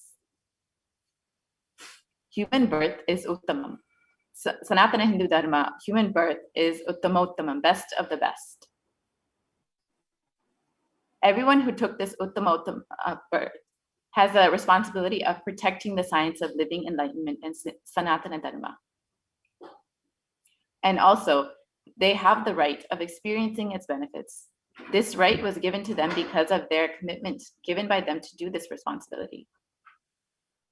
After coming to Bhuloka, by getting mentally deluded and forgetting the Dharma of protecting Sanatana Dharma, Maya, she is taking away all of their souls. Understand carefully. I am giving the Sanatana Hindu Dharma Yonijam only for those who gave the commitment of protecting Sanatana Dharma, even by giving their life. After getting the body, because of painful deluge, not dropping fear and greed, for those who forgot to protect Sanatana Hindu Dharma, Maya, she will immediately add them all to the list of those who are not worthy of living. Therefore, Rakshasas and Asuras are automatically taking away their life. Understand properly, for those who stand, that even by giving their life, they will protect Dharma, will permanently have Veera Swarga and Kailasa Padavi.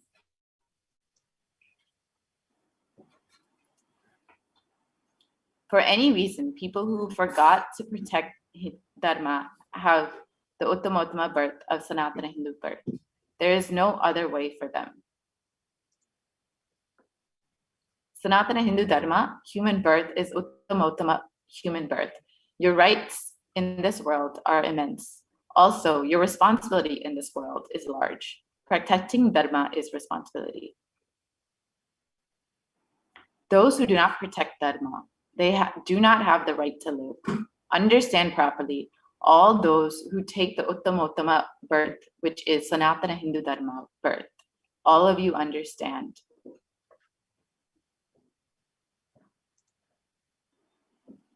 The first responsibility of your life is protecting Dharma. If you protect Dharma, Dharma will protect you. If you forget to protect Dharma, it's Sanatana Hindu Dharma, you lose the right of living.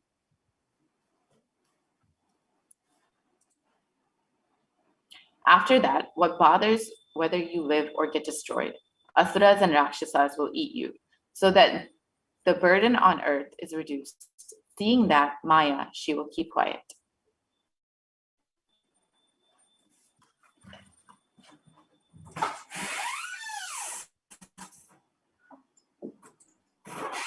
In the next segment of this program, we are going to share with you about the responsibilities that we as Hindus, born Hindus, need to take. We're going to see this after a short break.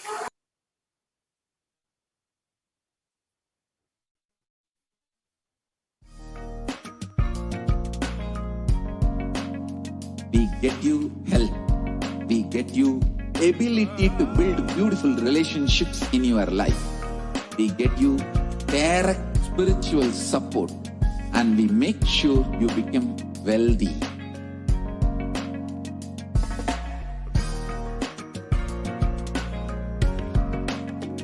We won't stop giving you just good life. We will literally not stop till you live enlightened life. Manifesting the state of Paramashiva, space of Paramashiva, powers of Paramashiva, being of Paramashiva.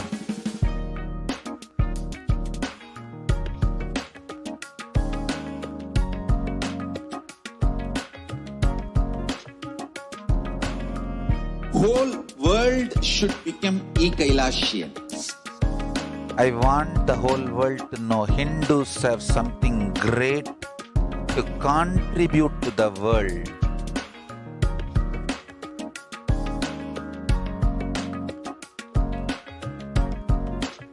We have something great to contribute to the world. Let us do that.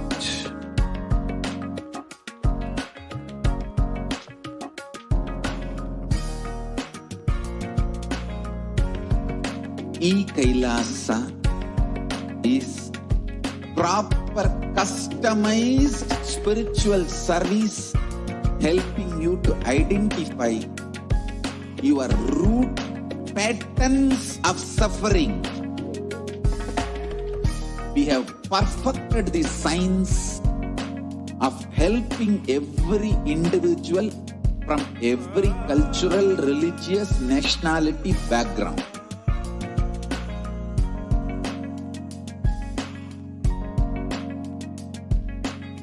You will have lowest reactionary assumptions, highest awakened response, alive response for life continuously.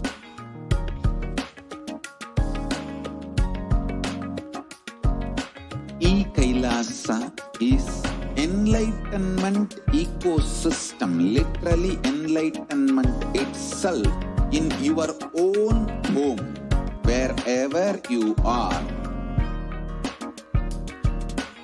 Proper customized spiritual service helping you to complete with your life negativity. Withdrawal from life, self-hatred, self-denial, self-doubt, so much of tiredness, laziness, we can support you aligning your diet, your attitude, your aptitude, your understanding about life. We can help you with everything.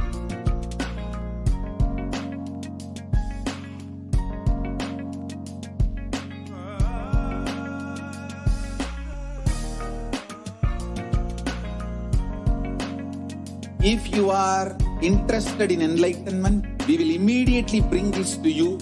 If you are not interested, we will explain the whole science, inspire you and make you interested in enlightenment time. We need to cater. Welcome back, dear viewers. Now, in this segment, we are going to share with you the responsibilities Hindus have to take. Just because it is only with that responsibility and commitment we are blessed with this Hindu birth. So when you take birth to Hindu parents, you are born with an innate responsibility to protect Sanatana Hindu Dharma. And in this segment, we are going to share with you the responsibilities that we as Hindus need to take. But before that, we want to give you a short introduction to Hinduism.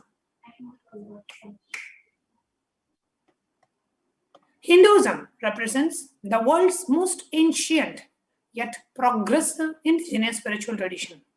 It is an open framework model of civilization that stands for global peace, vegetarianism, non-violence, yoga, worship of nature, temple-based living, manifesting spiritual powers, and the realizing the inherent divinity of every being. The Hindu nations were ecosystems where more and more enlightened beings could be produced, so that enlightened civilizations could be kept alive and its great gifts shared with the world. Now let's see some of the reference of Hindu nations from the Hindu scriptures. The first is the most talked about Hindu nation that was ruled by none other than Bhagavan Rama himself, the Rama Rajya. And this is a direct reference from the Valmiki Ramayana, Yuddha Kanda, chapter 128, verses 99 to 101, where sage Valmiki describes how the great Rama ruled, and at the time of his rule, how was the kingdom and how was the citizens. He says, there were no widows to lament, nor there was any danger from wild animals, nor any fear born of diseases. The world was bereft of thieves and robberies. No one felt worthless, nor did the old people perform obsequies concerning themselves. Every creature felt pleased. Everyone was intent on virtue. Turning their eyes towards Rama alone, the creatures did not kill each other. Now, I just want to bring out to all of our attention how a nation needs to be described, the attributes, the qualities of a nation. Today, if we see the world superpowers, they are declared by, the exchange rate and the purchasing power parity or the economy of this country. However, the countries are not ranked based on their happiness index. The countries are not ranked based on the mental health of people. The countries are not ranked based on how much danger, not just living beings, but all just human beings, but all living beings are facing. The countries are not ranked based on the fear of diseases. The countries are not ranked based on how many people are worthy of themselves. Today, unfortunately, the whole world is moving towards destruction by only talking about economy, wealth, and money, and everything is revolved around it. But that's not what all a nation is about. Here, Rama Rajya, the ultimate perfect example of an ideal nation, where very clearly we are saying even there were no widows, even people do not lament. There was no danger to any wild animals, nor there was any fear born out of diseases. So it doesn't have a disease. There is no fear for any wild animals, and the whole world of bereft of thieves and robberies. No one felt worthless. So here, if you see, one is the ideal example of Rama's nation. The second and the most important point that I want to bring out. See, you may say, okay, Rama's nation was 5 years ago, and now things have changed. World has changed. Yes, maybe. However, the way the nation needs to be described, what are all the qualities of a nation to say that that nation is an ideal nation?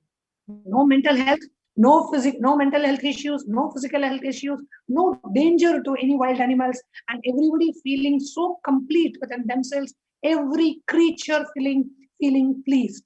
That is how an enlightened civilization the Hindu nations were. Further references from Valmiki Ramayana. Yes, ma, please. People survived for thousands of years with thousands of their progeny, all free of illnesses and grief. The trees were bearing flowers and fruits regularly without any injury by pests and insects. The clouds were raining in time and the wind was delightful to the touch. Every caste were performing their own duties, satisfied with their own work and bereft of any greed. People were intent on virtue and lived without telling lies. All the people were endowed with excellent characteristics and all were engaged in virtue. So, how so beautifully the Hindu nation has been described. People are free of illnesses and grief, and trees. See, it not only talks about the happiness index of human beings, it talks about there were no fear for animals, even trees were bearing fruits and flowers, the clouds were raining, and it means a perfect tune with nature.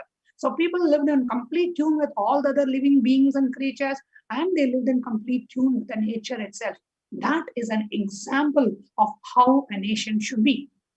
And because of thousands of years of destruction, we lost such nations. And today, the supreme pontiff of Hinduism is reviving Kailasa to be that ideal enlightened civilization, that enlightened Hindu nation to lead the world into the new world order. Now, it was not just Rama in Ramayana who kept an ideal kingdom. No, even after thousands of years after Rama, Yudhishthira, in the next yuga, an ideal king and ruled an ideal nation. And here we have a reference from Mahabharata, where so beautifully sage Vaishyampayana, who is the narrator of Mahabharata, speaks to King Janamejaya, who is the grandson of the Pandavas. So this particular reference is from Mahabharata itself. Ashwamedhik Parva, the 14th Parva, 15th chapter, describes the kingdom of ruled by Yudhishthira.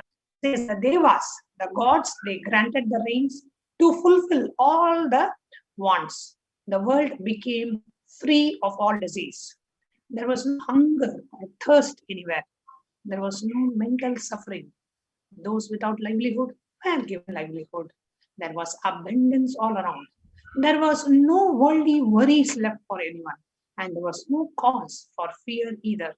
Happiness on earth was in fact even greater than in the heavens. So beautifully it describes. This is how, dear viewers, if you are watching this from whichever part of the world that you are free to comment in the YouTube comments. And we want all of us to open our eyes. Actually, when I was reading the reference from Ramayana and Mahabharata, it opened my eyes into understanding, oh God, yes, this is how a nation should be run. This is what measures whether the nation is a superpower or not. People not having illnesses. There is no mental suffering anywhere. Is this how we are ranking the countries today? Is this how the world superpowers are being ranked today? No, we don't. We don't even have mental suffering as one of the parameters to see if a country is a superpower or not, or if a country is one of the top developed countries or not. Today we see by the infrastructure. Today we go by the labs and researchers and economic power and purchasing power parity and whatnot. This is how a country is being ranked. It is not being ranked on the happiness index, how people are feeling complete, how many people are living in oneness with the nature, how many people are living without in the space of ahimsa, not creating being a threat for anyone, not creating a fear in anybody. There is no hunger and there is no mental suffering. This is how Hindu nations were. And today, even Hindus, we have forgotten how we lived. And now the 1008th incarnation of Paramashiva, the supreme pontiff of Hinduism, has come down to revive this enlightened civilizational nation on planet Earth and is doing successfully through Kailasa. And not just that, these Hindu nations content in every field. Now we are going to share with you some of the fields in which Hinduism has done exemplary and extraordinary contributions. Yes. Please. The Hindu nation has contributed in fields such as enlightenment, health, medicine, art, science, technology, aviation, dance and music, clothes and jewelry, social systems, judicial system, political system, and legal system. Today, Hindus, we have forgotten that we had an extraordinary judicial system, political system. We had a Hindu parliament. We had Hindu arts and architecture and technology. We were the top in every field. Now the question is, well, we were such great enlightened civilizational nations. What happened? How did we get destroyed? A quick overview of Hindu Holocaust. So the first phase of the destruction happened during the Islamic invasion of India, which is Islamic invasion of the Vedic civilization, Sanatana Hindu Dharma, between 800 to 1700 AD. And the Islamic invasion, actually, they focused on the physical destruction of Hindu civilization and physical destruction of Hindu enlightenment ecosystems. And here is just a short snippet from Will Durant, as he is describing the story of civilization, our Oriental heritage. He says, the Mohammedan conquest of India is probably the bloodiest story in history. The Islamic historians and scholars have recorded with great glee and pride the slaughters of Hindus, forced conversions, abduction of Hindu women and children to slave markets, and destruction of temples carried out by the warriors of Islam during 800 AD to 1700 AD. Millions of Hindus were converted to Islam by sword during this period. Millions more were raped and murdered and dismembered.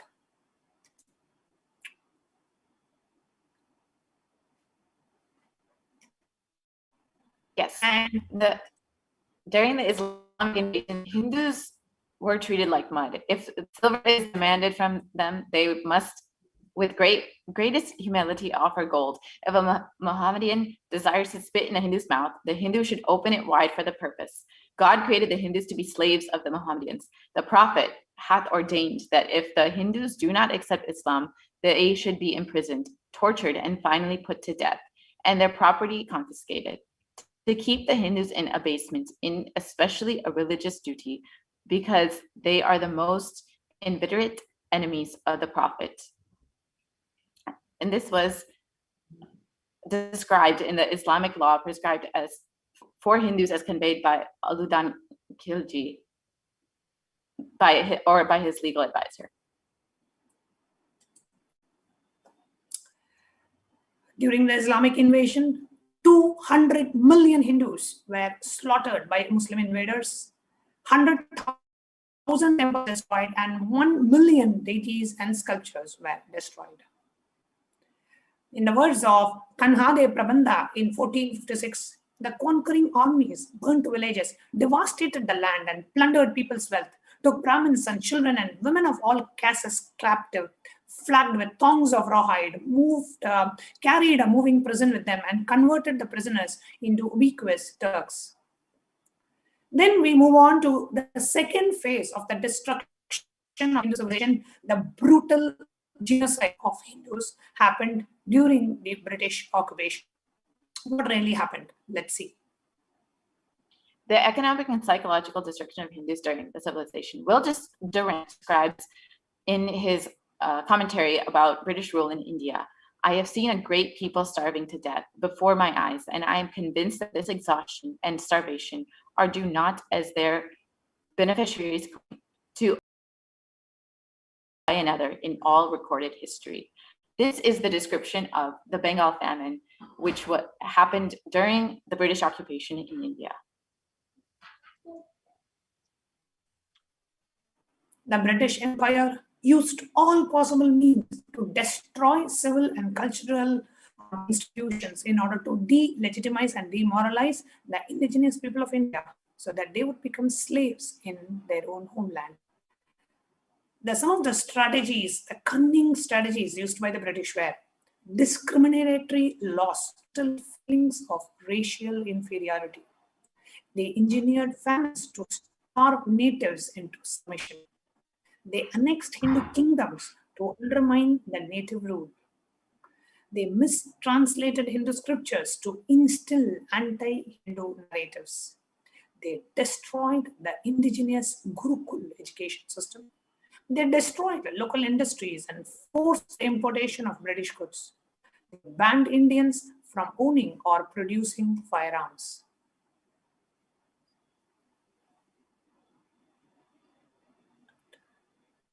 During the British $45 occupation. trillion. Go ahead, Ma. Yes, Ma, please go ahead. Yeah, during the British occupation,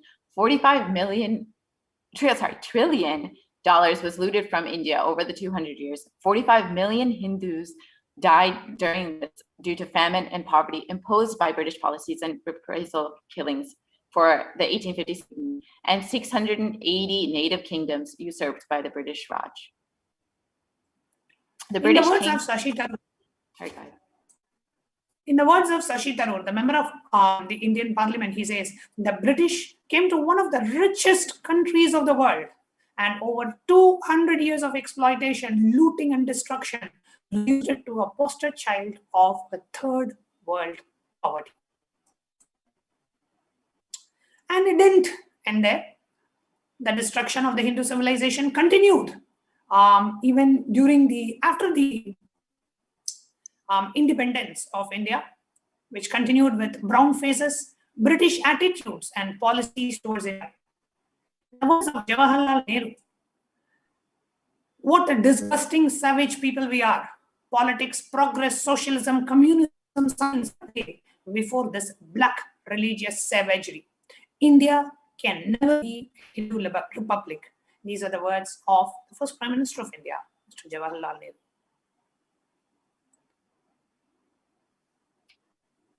In the words of B.R. Ambedkar, if the Hindu Raj does become a fact, it will no doubt be the greatest calamity for this country. No matter what the Hindus say, Hinduism is a menace to liberty, equality, and fraternity. It is incompatible with democracy. Hindu Raj must be prevented at any cost. And this is the words of the first measure and principal architect of the Indian Constitution.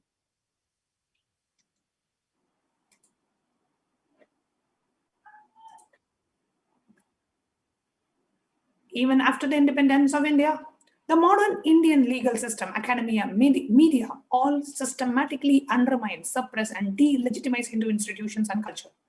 Number one, India's constitution established government control and taxation of temples and schools, while other religions are free from interference. Number two, Articles 26 to 30 of Indian Constitution discriminate against Hindus by giving special rights and benefits to non-Hindu government, like for example, government benefits, scholarships, etc., to non-Hindus. 3. Hindu kingdoms and self-governance was abolished. 4. The anti-Hindu practices. Number 5. The mainstream Indian academics describes Hindus as sexist, racist, backwards, and as oppressors, and the negative media portrayal of Hindus in Bollywood and in television. The phase 3 of the secular India, media narrative used to stereotype and demoralize Hindus. Consistently portrays as cartoonish, dishonest, corrupt sex fiends in a manner similar to British imperial propaganda. Media narratives are used to shape human consciousness and further British colonial stereotypes portraying Hindus as superstitious, backwards, dishonest, and corrupt are perpetuated by their brown British successors in modern India unabated. Here you can see in the pictures where in movies, Paramashiva is shown as a laughing stock. Hindu gurus are being portrayed as sexist, and they are womanizers and comedians, and all the heroes will have non-Hindu names, and all the villains, negative characters, they will have Hindu symbols. They'll be wearing Rudraksha, they'll be wearing Bhasma, they will have Trishul, and Hindus are made to look as a laughing stock. Hindu deities are abused, Hindu gurus are being laughed at, and Hindu practices are being portrayed as superstitious in the Indian movies in Bollywood. And we Hindus, many of us, without even realizing the subtle damage that is being done to our civilization, we go to the movies and we laugh at ourselves. And it's extremely unfortunate that we do not realize what is being done to us.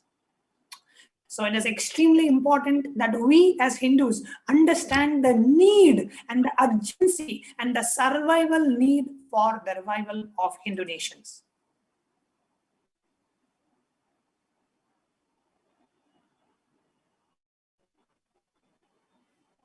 So the Supreme Pontiff of Hinduism, Jagadguru Mahasanatana, His Divine Holiness Bhagavan Nithyananda Parameshwaran, has described the vision for a Hindu civilization.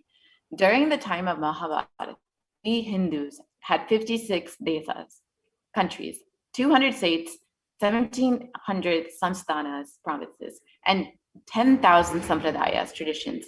In all 56, we Hindus are persecuted. Now we have lost all of the 56. The last one to fall was Nepal.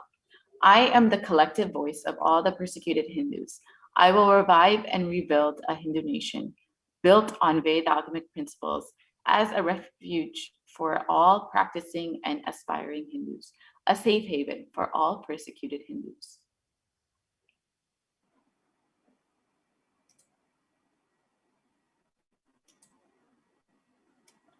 And on the left, you see a picture of the Hindu nations.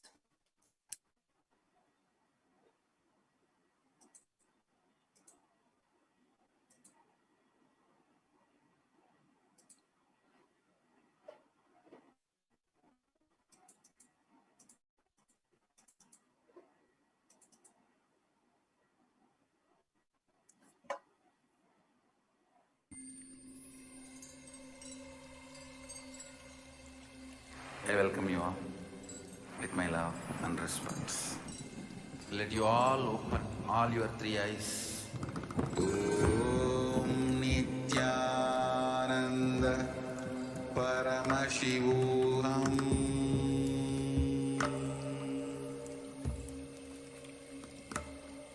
Om Nithyananda Paramashivoham.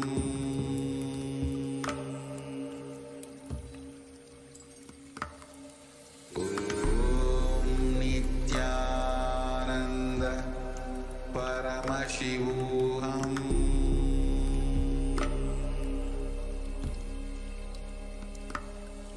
Om Nithyananda Paramashivoham.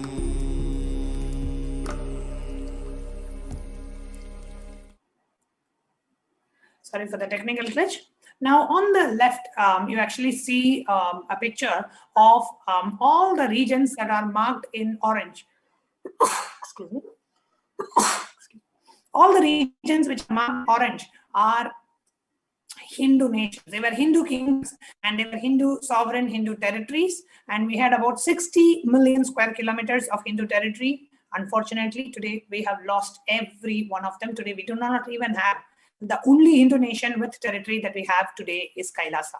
So Kailasa is the only Hindu nation available on the planet Earth today, sovereign Hindu nation with a territory.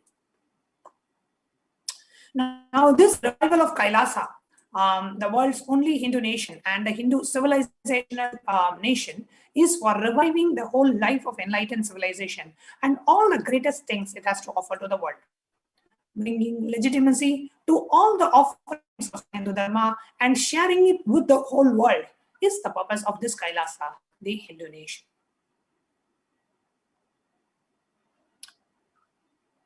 The administration of Kailasa is the revival of the cosmic constitution. Kailasa is the model nation of how enlightened civilization should be living and administered.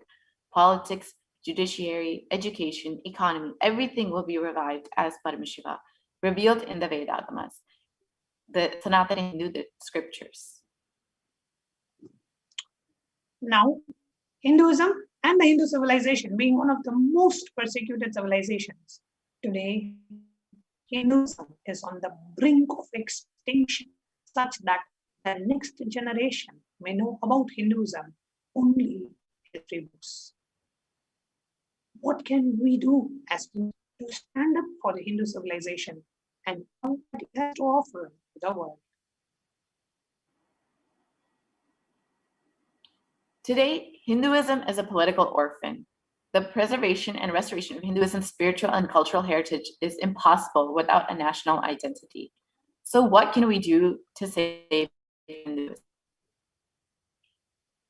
Whenever Hindu gurus or Hindu organizations, they try to revive Sanatana Hindu Dharma under the political structure of a different nation. Hindu gurus and the Hindu organizations have been systematically attacked, persecuted. The Supreme Pontiff of Hinduism has been a victim of horrific Hindu Holocaust and assassination attempts and lawfare and hundreds of false cases. The Hindu guru is not even allowed to survive. Forget about reviving Hindu civilization and nation. So it is impossible the revival of Hinduism's spiritual and cultural heritage without a national identity is simply impossible.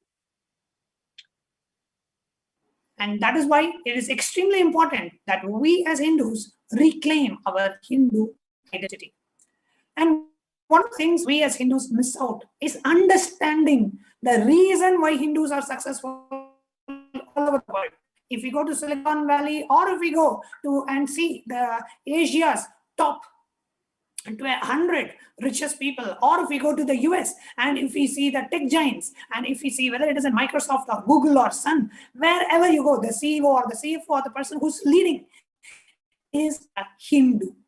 So if Hindus are experiencing, if we are having a healthy, wealthy, rich, successful, peaceful, happy, respectable, stable family and the best mental health, if you go to schools in the West, the Hindu kids are outperforming other kids because it's in our DNA, a stable mental setup. It is in our DNA to have the best brains. It is in our DNA to be healthy, wealthy, rich, successful, peaceful, contributing. Wherever Hindus goes, whether it is in Canada or in the US or in Australia or in New Zealand or in UK, Hindus have contributed wherever we went, wherever we migrated. So if we as Hindus are having a happy, healthy, successful life and having a stable mental setup and a stable family, Hinduism is responsible. Our Hindu identity is responsible. Of the Hindu scriptures are responsible. Now, you as a Hindu, you may not have read the Hindu scriptures, or you may not claim or reclaim your Hindu identity. You may not even know anything about Hinduism. Don't think that Hinduism is not responsible just because you don't know about Hinduism. It is in your very DNA. The Hindus, in their very DNA, we are born with the Hindu knowledge, because the Gotra system is a way of transmitting the knowledge through the DNA. So if you are a born Hindu, born to Hindu parents, understand very clearly, it is the Hindu scriptures which has given us the best mental setup. All the things that we have best in life, the Hindu scriptures are responsible, the Hindu gurus are responsible, Hinduism is responsible. Yes, Hinduism is responsible for our successful life. Hindus are the richest and most successful ethnic community in the world. Hindu scriptures, Hindu lifestyle, our enlightened masters are responsible for this. Hindu thought currents are responsible for this. And here you can see a newspaper article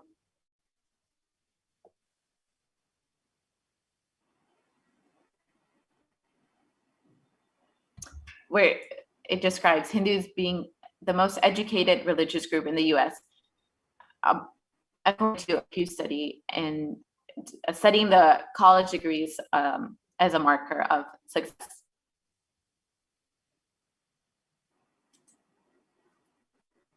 It is time we reclaim our Hindu identity. And it is not just because the anti-Hindu elements are being active. It is responsible Hindus, we as born Hindus, we as responsible Hindus being inactive is also equally responsible for the destruction of Hinduism. Let us not feel guilty about what we have not done.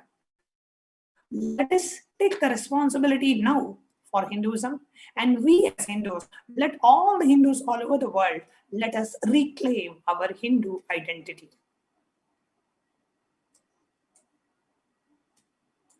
So what is the responsibility of Hindus that we have?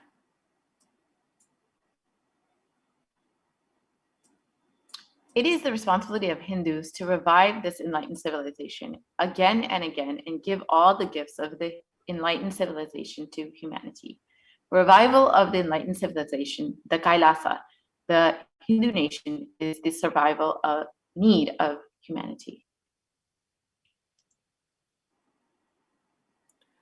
This is an invitation to all Hindus, all the Hindus, born Hindus, practicing Hindus, those sympathetic towards Hinduism, those who are curious towards Hinduism, wanting to explore and enjoy Hinduism. Come and be a part of this revival that the Supreme Pontiff of Hinduism is doing to Hinduism and to Sanatana Hindu Dharma through Kailasa. We welcome each and every one of you to be a part of Kailasa. You can become an e-citizen of Kailasa. Join the Kailasa revival, where the Supreme Pontiff of Hinduism is taking responsibility to revive the Hindu civilization, and through the Hindu civilization and territorial nation, Kailasa. So with this, we want to invite each and every one of you to come and be a part of Kailasa, become e-citizens of Kailasa, share about Kailasa worldly. Let every Hindu out there become a part of Kailasa, because it is without the political identity, it is impossible. Without the political legitimacy, it's impossible to revive Sanatana Hindu Dharma. And today we have the 1008th incarnation of Paramashiva with us to revive Sanatana Hindu Dharma. Let all Hindus, let us all join hands in this great revival. So with this, we invite each and every one of you to please sign up to be a part of Kailasa. If you are not yet an e-part of Kailasa, just go to kailasa.org/join.kailasa.org and you can join and become an e-passport holder of Kailasa. You can also go to kailasa.org/free-e-passport. So with that, we're going to play a short promo for how we can become a part of Kailasa before we move on to the next segment.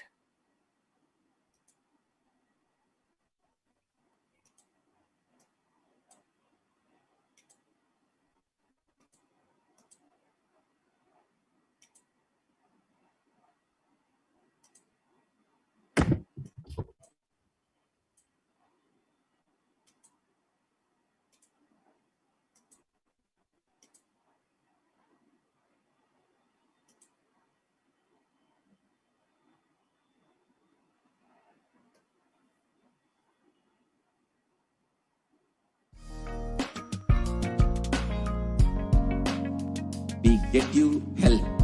We get you ability to build beautiful relationships in your life. We get you direct spiritual support, and we make sure you become wealthy.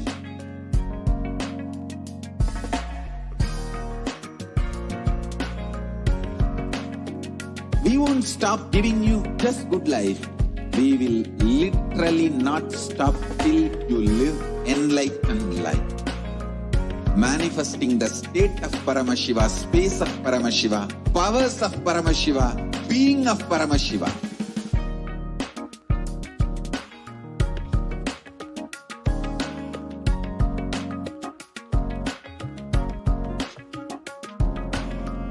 Whole world should become e-Kailasians. I want the whole world to know Hindus have something great to contribute to the world.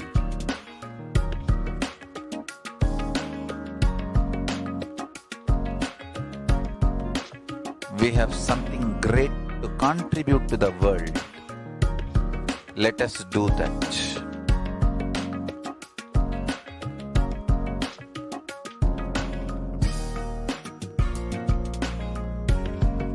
E-Kailasa is proper customized spiritual service, helping you to identify your root patterns of suffering.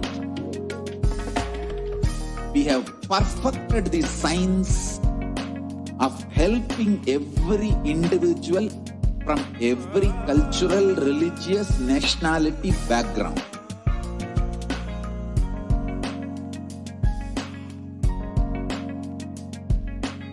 You will have lowest reactionary assumptions, highest awakened response, alive response for life continuously.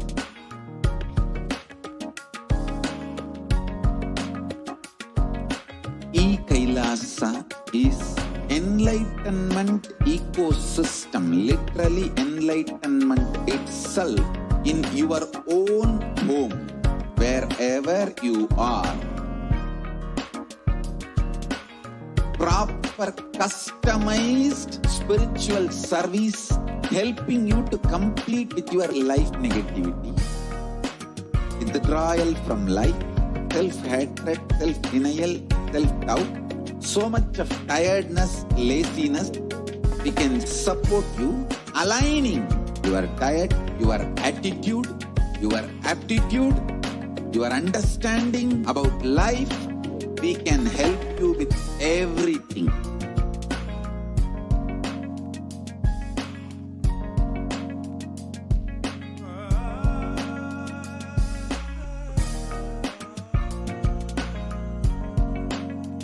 If you are interested in enlightenment, we will immediately bring this to you. If you are not interested, we will explain the whole science, inspire you and make you interested in enlightenment time.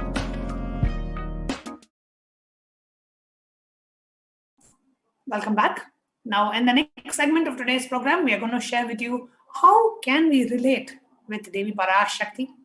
See, we just saw about the responsibilities that we as Hindus need to take and how Devi Parashakti revealed in the Parashakti Akashic readings that once we are born as Hindus, we are born with a commitment to protect Sanatana Hindu Dharma, just for awakening us, just for reawakening us to the true purpose of our life and the true purpose of birth itself for the benefit of humanity. Devi Parashakti comes again and again and again, reminding us of what we need to be aware of and constantly taking care of us, protecting us and from all the dangers and blessing us.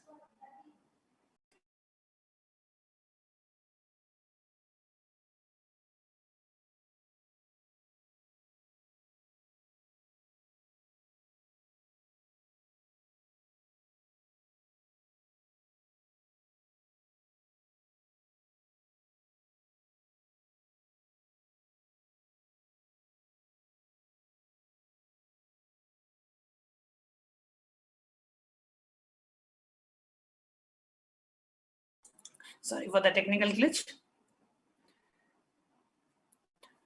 So it is with a deep devotion and love to Devi Parashakti, we offer our gratitude as she comes again and again to bless us all, to shower us with all the boons.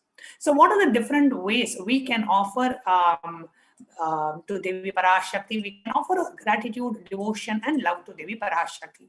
The first offering we have is that of the E-Hundi offering, which is offering of any amount. It's like how you go to a temple and you offer some money in the hundi.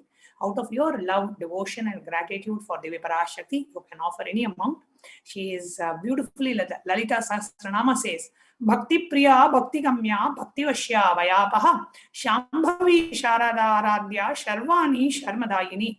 Devi is fond of true devotion and is realized through true devotion. She can be won over through true devotion and she removes all the fears. So if there is any fear in the minds of the devotee, Devi is sure to remove that fear. So just pray to Devi Parashakti to protect us all, to shower us with all the boons and with good physical, mental health, and whatever you want to manifest, we can worship to Devi Parashakti. The next offering that we have is that of the Sankalpa chanting.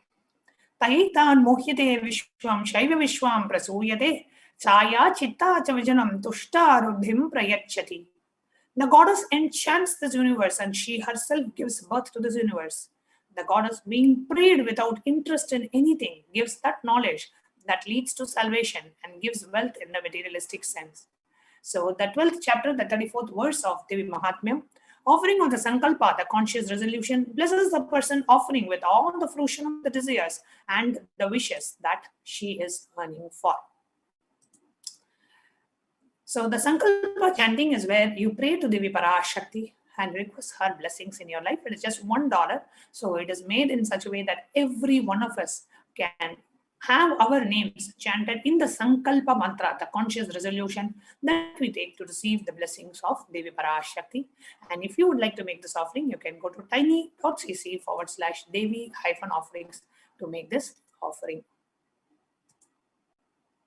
The next offering that we have is that of the gold coin offering to Devi Parashakti, the Sahasra Nama Swarna Kasu. And in the gold coin, the different Ananta Kalyana Gunas, the imperishable qualities of Devi Parashakti will be inscribed on that coin. And you can offer that coin to Devi Parashakti. The cost of offering a gold coin to Devi comes in 3 different sizes. $75 is for a smallest size, and $151 and $251 for different sizes. Offering of a gold coin to Devi Parashakti, inscribed with each of the 1008 names, and receive the blessings to have the to manifest the divine qualities of Devi Parashakti. The next offering we have is that of the Mukta Anguti, the finger ring with a pearl. The Meenakshi Ratram Muktahara Lasat Kirita Ruchiram Purnendu Vakta Prabham Sinchannu Pura Kinkini Manidaram Padma Prabhabasuram Sarva Bhishta Palapradam Girisudam Vani Ramasevitam Meenakshim Pranadosmi Santatamaham Karunyavaram Nidim. I vow to Goddess Meenakshi, whose crown is the garland of pearls and face shining like a full moon, who wears anklets that are studded with gemstones and has small bells, who is shining like the splendor of lotus, who grants all the wishes, the daughter of the mountain, who is worshipped by Goddess Vani and Rama. I remain ever bowing to Goddess Meenakshi, the ocean of compassion. Offering of the Mukta Anguti, the finger ring with a pearl, to receive blessings to be showered by her compassion and pure love in all your business endeavors. The next offering that we have is that of Swarna Padma Pushpa, the golden lotus. Now, the lotus is very sacred in the Hindu tradition. In so many scriptures, there is a reference to the lotus that is being made, and in many pujas, we offer the lotus flower, the lotus garland, the lotus pericup. Lotus is considered a divine flower. And so offering of the golden lotus, the Swarna Padma Pushpa, you wish to and be blessed to have the state, space, powers, and the very being of Devi in your inner space amidst any or every adverse situation in your life. So tiny.cc/Devi-offerings. The next offering that we have to Devi Parashakti is that of the Swarna Meti, which is a golden touring. The Lalita Sahasranama beautifully says, Nakadhi Diti Samchanna Namachana Tamoguna Patmatvaya Prabhajala Parakrita Saroruha. The Devi, you whose brightness from the toenails destroy the darkness of ignorance from the minds of the devotees who prostrate at your feet. You whose brightness from your 2 feet overpowers that of the lotus flower. So the Swarna Meti, offering of the touring to Devi Parashakti, adorning her sacred feet to be in constant gratitude for receiving her blessings in even the most difficult aspects of our life. Next offering we have is that of the Swarna Mangtika, the golden hairline jewelry, Sudha Sara Bhivarshini, she who makes the nectar flow in all our nerves from the Sahasrara, she who gives the very pleasant experience of the ultimate. The Swarna Mangtika, the golden hairline jewelry, represents the nectar flowing from the Sahasrara chakra, which is fully opened.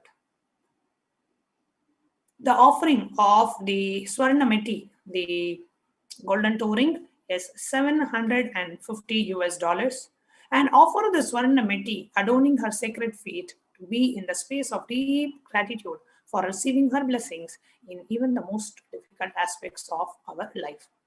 The next offering we have is that of the Swarna Mangtika, the golden hairline jewelry, Sudha Sara Bhivarshini, she who makes nectar flow in all our nerves from the Sahasrara, she who gives the very pleasant experience of the ultimate. The Swarna Mangtika, the golden hairline jewelry, represents the nectar flowing from the Sahasrara chakra, which is fully opened. Offer the Swarna Mangtika to Devi Parashakti to receive the blessings and achieve the blissful state of overflowing gratitude and deep devotion.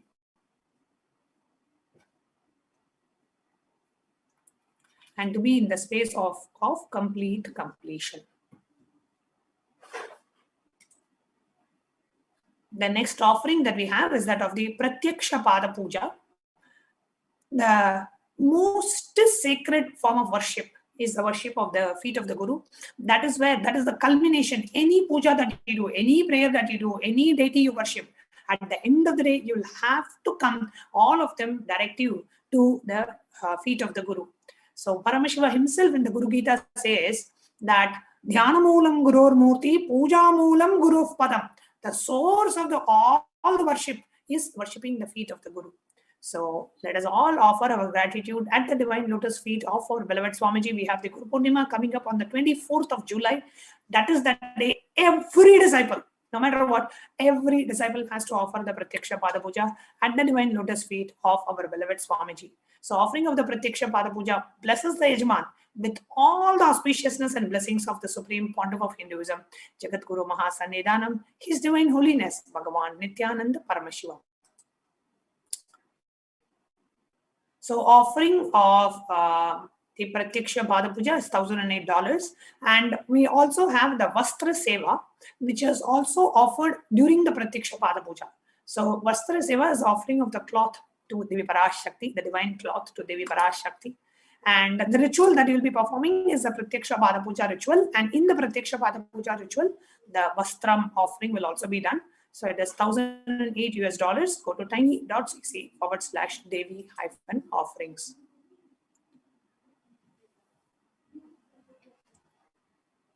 So the various different offerings that you can avail are the E-Hundi offering, the Sankalpa chanting for $1, and Devi Sahasra Nama Swarna Kasu, the gold coin, the Mukta Anguti, the finger ring with a pearl, the Swarna Padma Pushpa, the golden lotus offering, the Swarna Meti, the golden toe ring, the golden hairline jewelry, the Pratyaksha Pada Puja, the Vastra Seva. And how can you go ahead and register for these offerings? Now, if you want to make these offerings and you are interested in the offering, you have the intention to offer these offerings, but you need help in manifesting, then you can register in tiny.cc/Bhavasamadhi. If you are ready to go ahead and make the payment for these offerings, then you can go to tiny.cc/Devi-offerings and go ahead and make the payment. And after you make the payment, you will have to let us know the names of your family members to be blessed in the Sankalpa. So you can go to tiny.cc/Sankalpa 2021.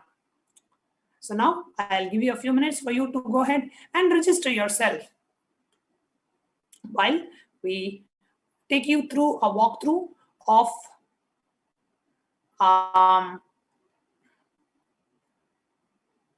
the different sites. How can you go ahead and make the online payment for now?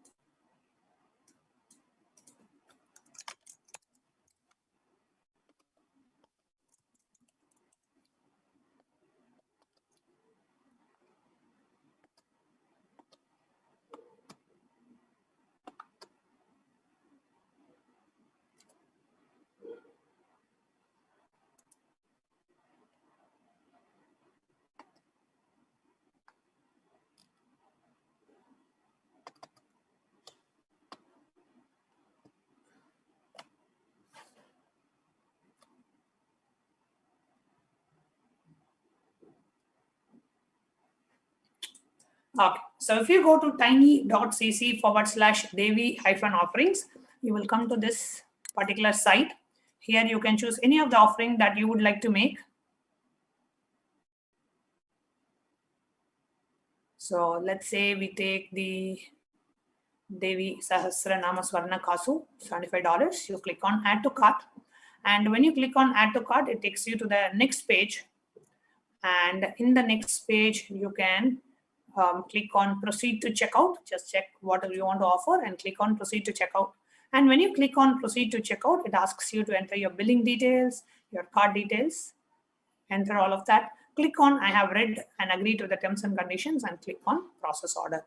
So it's very, very simple and straightforward, which is tiny.cc/Devi-offerings. The link is projected also in the scroll in the bottom of the screen. And after you finish the online payment, you have to go to tiny.cc/Sankalpa 2021. And here is where you enter the names of your family members. So you go ahead and accept the disclaimers in the top part, enter your payment details, and then enter your details, and then choose what is the program that you're making this offering within. So here we will choose Parashakti, Akashic, Devi Parashakti, Akashic reading. And you come down and you click on next. When you click on next, it takes you to the next page where you will be given a list of offerings. You can choose which offering you want to do, and then you can move on to the entering the names of your family members whom you want to be blessed during this offering. And another very easy way to make an offering is that of the YouTube live chat. Now, while you're watching us on YouTube, right next to the live chat screen, right next to the live video on YouTube, we have a live chat screen. Below the live chat screen, we have a dollar symbol. And if you click on the dollar symbol, it gives you 3 options. The first option is to join the channel. You can click and choose which of the membership options that you want. Only the members of the channel will be able to submit questions on YouTube during the live Devi Parashakti Akashic readings. If you're not a member, you can submit the question for free in any of the other platforms like Facebook, Instagram, Twitter, WhatsApp, etc. And then the super chat option, where you can offer any amount. It can be as less as just $1, just an offering of gratitude. And every time you come and have the darshan, always have the habit of making any small offering. Even it can be just $1 or even 1 rupee is fine. But make a habit of always making some contribution, some dakshina at the feet of the Guru and offering your gratitude. The third is the super sticker option, where you can choose any of the animated stickers, emojis that are there, and you can go ahead and make the offering. So these are the different ways that you can make your offerings to Devi Parashakti. Now we'll be moving on to the next segment of today's program after a short break.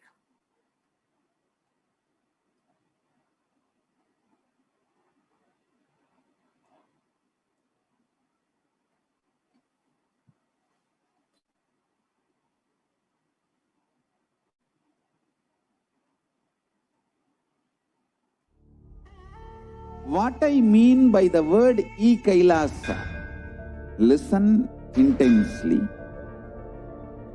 Enlightenment ecosystem, literally enlightenment itself, in your own home, wherever you are. If you cannot come to Kailasa, it's okay. Kailasa can come to you. Kailasa coming to you is e-Kailasa.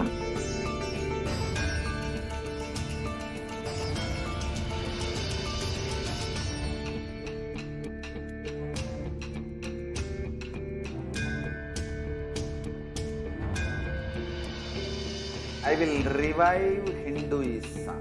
I am a Hindu revivalist, not by any revolution, but by evolution.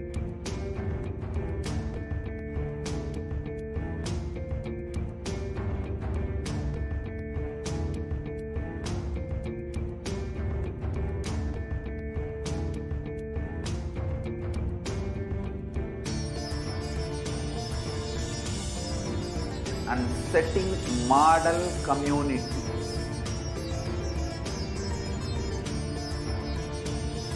Kailasas, enlightenment ecosystems, Sarvanya Peethas all over the world.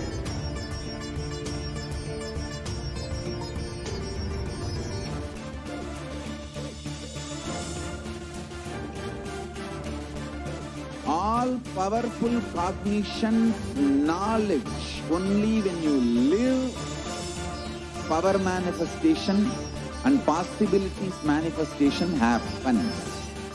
It's a fundamental truth.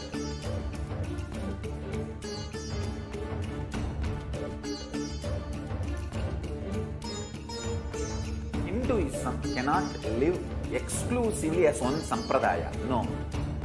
All sampradayas of Hinduism is an ecosystem.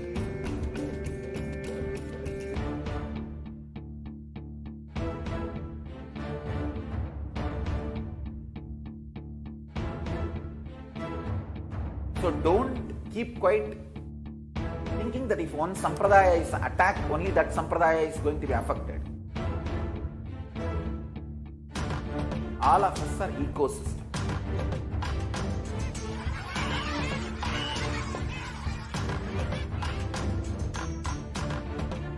I invite all of you to get involved and enjoy Hinduism by the principle of Dharmo Rakshati Rakshitaha. When you protect Dharma, Dharma protects you. We will make the whole planet flourish spiritually. The spiritual prosperity will happen to the whole planet. We all have to coexist together.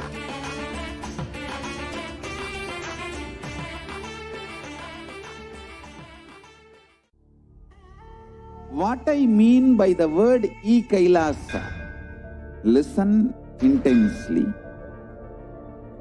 Enlightenment ecosystem, literally enlightenment itself, in your own home, wherever you are. If you cannot come to Kailasa, it's okay. Kailasa can come to you. Kailasa coming to you is e-Kailasa.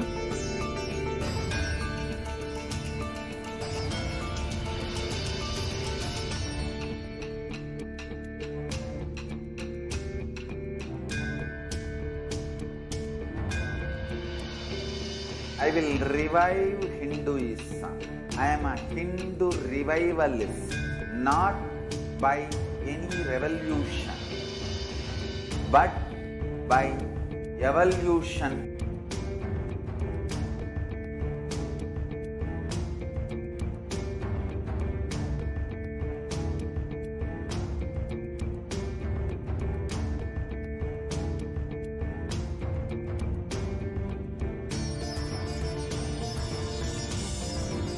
And setting model community.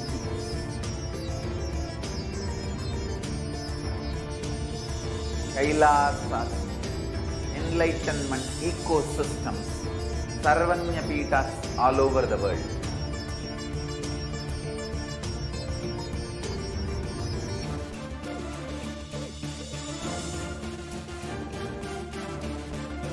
All powerful cognition, knowledge, only when you live, power manifestation and possibilities manifestation happens.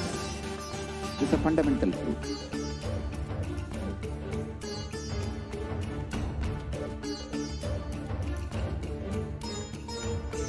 Hinduism cannot live exclusively as one sampradaya. No. All sampradayas of Hinduism is an ecosystem.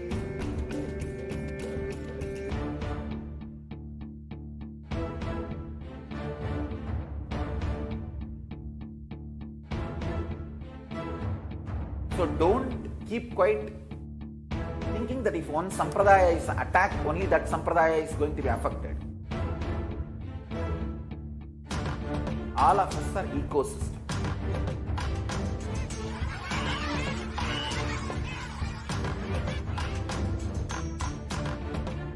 I invite all of you to get involved.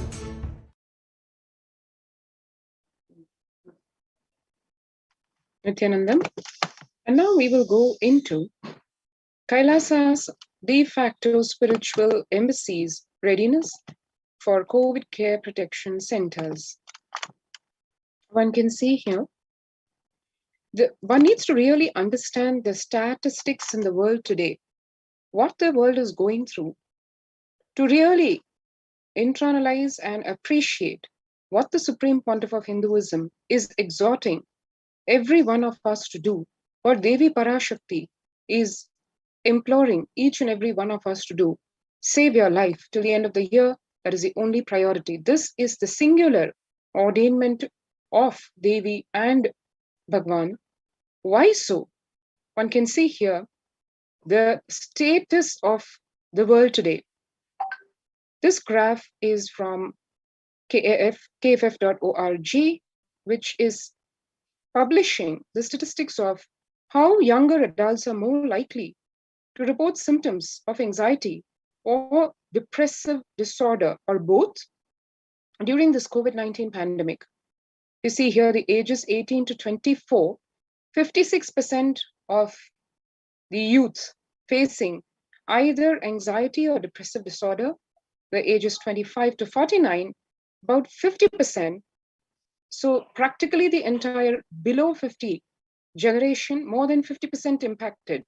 And the elder generation also not far behind at the ages 50 to 64 segment being about 40% impacted with anxiety and or depressive disorder. And the really elderly people at 65 plus, close to 30%.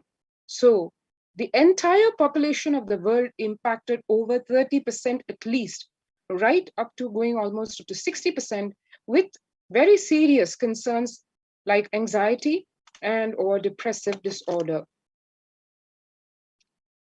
One can see here the average share of the adults reporting symptoms of anxiety and or depressive disorder. This comparison is just between 2019 and 2 years later, that is this year in 2021. The NHIS has released the statistics of 11% is the number that was impacted with anxiety disorder and or depressive disorder in 2019.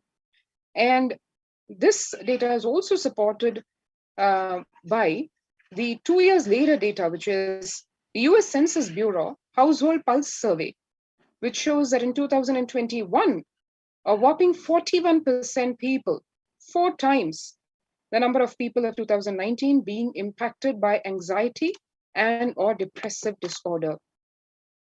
One can see here the share of the adults reporting the symptoms by age factor, how the graph looks. And just a poll of how are you feeling run with the employees of, in this case, of a company. Here it's published in hrexecutive.com, and the employees, what they feel, the source of the data being MetLife, it says that 34% of the employees feel, 22% feel discouraged, 19% distracted, and 17% depressed. Now, that's not at all something which one could call a healthy work-life culture. The work life itself being totally imbalanced, where instead of looking at factors like success, ambition, and even as philanthropic and noble factors, none of them seem to be center stage. In fact, it is the other way around. It's quite concerning that most of the employees are feeling that more than half the time at work, they are actually facing psychological issues and mental issues, right from distraction to getting burnt out and feeling stressed, tired, and discouraged. One can see here the Stress in America 2020, where the American government itself has done these studies.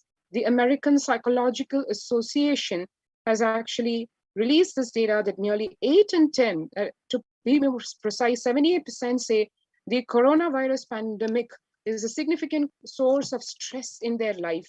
Nearly 7 in 10, 67% say they have experienced increased stress over the course of the pandemic. Now, that's what the government is actually calling a national mental health crisis, because more than 70% of the people experiencing stress in their life as a way of life, as literally as a part of their life. And that is singularly because of the COVID-19 pandemic and due to no other reason. And 1 in 4 essential workers, that is a very concerning 25%, have been diagnosed with mental health disorders since the start of the pandemic. So imagine, so this data is from apa.org, and one can imagine the essential workers, the ones who are our front line of defense against this COVID-19 pandemic, because they really need to be at the forefront to help people battle this crisis in multiple levels, at the physical level, medical level, psychological level, and they themselves are getting impacted with 25% of them actually being diagnosed with mental health disorders. So it is what one can call a complete breakdown of the system in all levels, be it at the family level, at the company level, in the work-life level, or even in the medical level, where this whole problem, the whole crisis is a medical crisis. And COVID-19 could exacerbate doctors' existing mental health burden. This is what ABC News is flashing, where more than 60,000 US healthcare workers have contracted COVID-19. So we saw that 25% of them are actually having mental health disorders. And then on the physical level, more than 60,000 healthcare workers in the United States have contracted COVID-19 and 300 have died. This is from the CDC data. The Journal of Medical Regulation goes on to say an estimated 300 to 400 physicians die by suicide every year. And the JAMA Network Open says that of the health workers who treated patients during China's COVID-19 outbreak, 50% showed signs of depression, 45% showed signs of anxiety, according to the preliminary research. The self-reported mental health among pregnant women and new mothers says before the COVID-19 pandemic, 15% would face depression due to at the time of pregnancy, and 29% would face anxiety. And right during this COVID-19 pandemic, a whopping 41% almost facing depression and 72% facing anxiety. Needless to say, this would result in all kinds of issues, not only for the pregnant women, the nursing mothers, but also for the offspring who comes to life with this kind of a stress syndrome in the mother's womb. The US cases of depression have tripled during the COVID-19 pandemic. A large study finds a dramatic increase in the number of adults in the United States reporting symptoms of depression during the COVID-19 pandemic. The number of adults experiencing depression in the US has tripled, according to a major study. Researchers estimate that 1 in 4 US adults are now reporting experiencing symptoms of depression. Before the pandemic, 8.5% of US adults reported being depressed, and that number has risen to 27.8% as the country struggles with COVID-19. So this is again from the American Psychological Association. And here we can see the number of employees in the United States feeling burnt out. The statistics showing 76% of the US employees are currently experiencing worker burnout. 57% say worries about the COVID-19 have been a contributing factor. 33% say worries about political issues have contributed to their burnout. So one can see here almost double the number of people, when it's about just about 30% having concerns about the political system, a whopping close to 60% are concerned that their stress cause is actually because of just singularly the COVID-19 pandemic. And the COVID-19's impact on the mental health shows 78% of the global workforce says the pandemic has negatively affected their mental health. 85% say their mental health issues are causing sleep deprivation, poor physical health, reduced happiness at home, strained family relationships, or isolation from friends. 68% of people would prefer to talk to a robo over their manager about stress and anxiety at work. And 76% of workers believe their company should be doing more to protect the mental health of the workforce. The youth segment, the young workers are hit the hardest, as one saw in the previous statistics. Also, the age groups from 22 to 25, 89% being hit, 26 to 37, about 83%. And then the next group from 38 to 54 is 73%, and 55 to 74, again, not very far behind at 62%. The younger respondents were more likely to say that the pandemic has had a negative effect on their medical health. This source of data is from Oracle and Workplace Intelligence. One can see here exactly what the Supreme Pontiff of Hinduism has been warning about for the last more than 3 years, when he is saying that the corona pandemic, when it comes, the pralaya, when it happens, this is not going to be something that's going to be over very quick, and it is going to take its toll, because it is not just a physical ailment, a viral pandemic. It is also going to impact human beings on a very fundamental level, right from their mental health, their psychological wellness, And that is what is going to cause the ripple effect of all the damage that we are seeing today in the world. Whether it is being readiness for quarantine, a lot of these factors, as we can see here, mental health arising from people feeling concerned, stressed, frustrated. And we saw at the start of the first wave of the pandemic how people were actually rebelling, even going anti-life by saying that we do not want to face the quarantine and we would rather die than be in quarantine.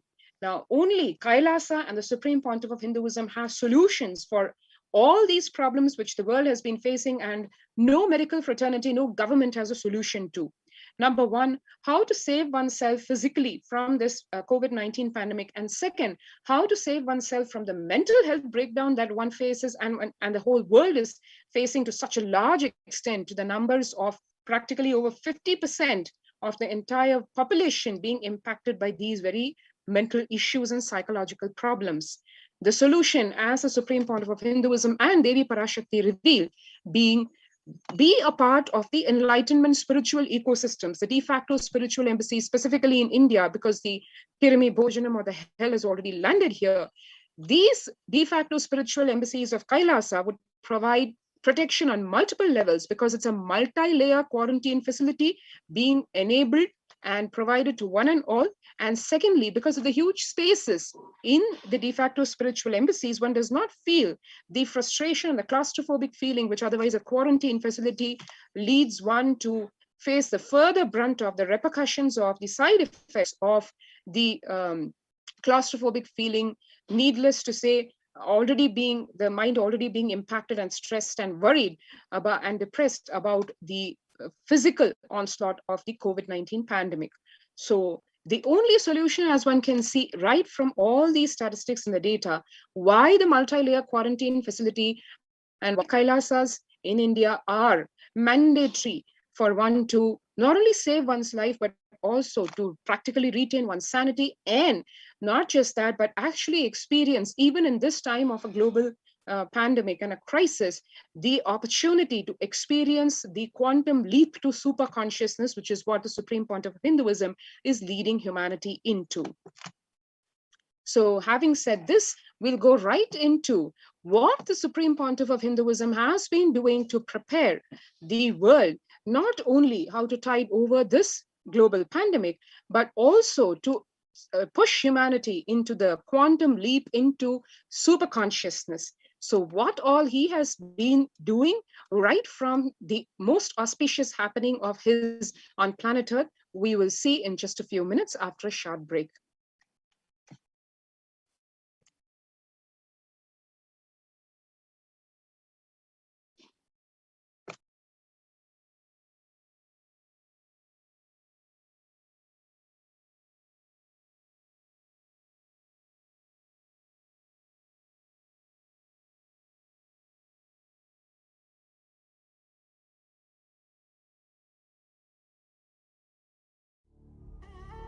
What I mean by the word e-Kailasa, listen intensely. Enlightenment ecosystem, literally enlightenment itself, in your own home, wherever you are. If you cannot come to Kailasa, it's okay. Kailasa can come to you. Kailasa coming to you is e-Kailasa.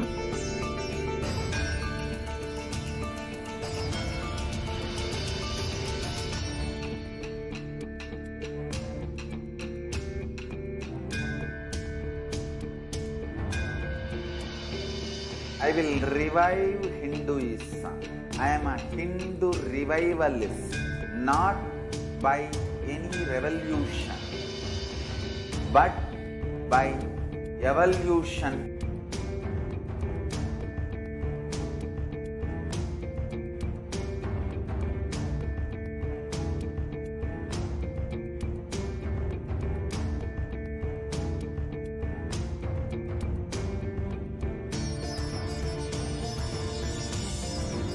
And setting model community.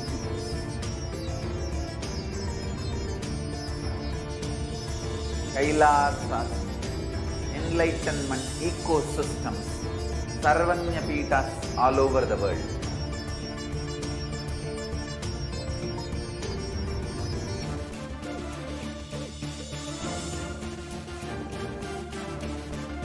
All powerful cognition, knowledge, only when you live, power manifestation and possibilities manifestation happen.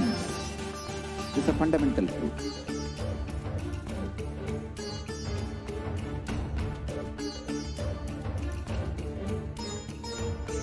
Hinduism cannot live exclusively as one sampradaya. No. All sampradayas of Hinduism is an ecosystem.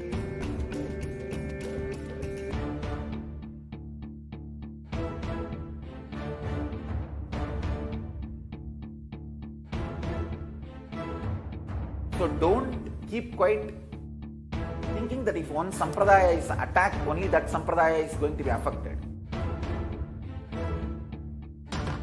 All of us are ecosystems.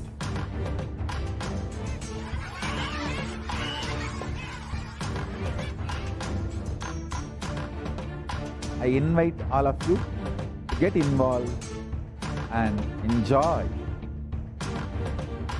Hinduism by the principle of Dharmo Rakshati Rakshitaha. When you protect Dharma, Dharma protects you. We will make the whole planet flourish spiritually. The spiritual prosperity will happen to the whole planet. We all have to coexist together.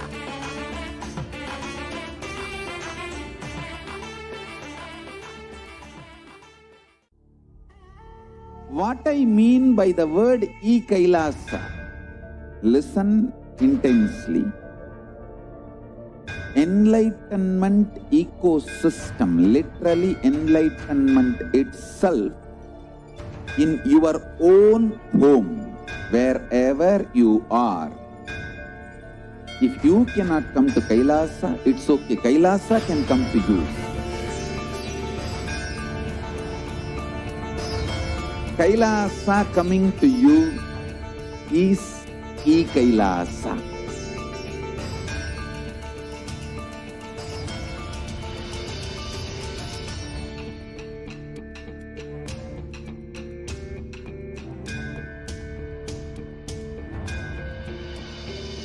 I will revive Hinduism.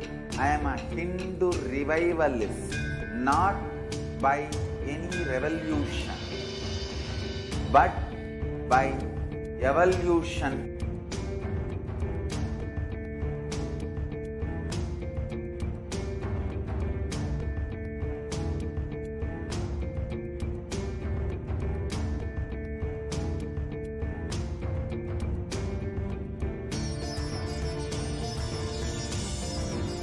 And setting model community.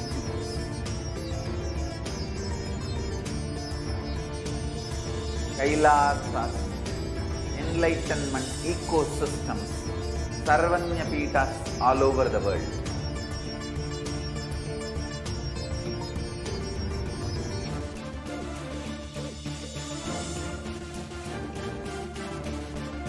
All powerful cognition, knowledge, only when you live, power manifestation and possibilities manifestation happen. It's a fundamental truth.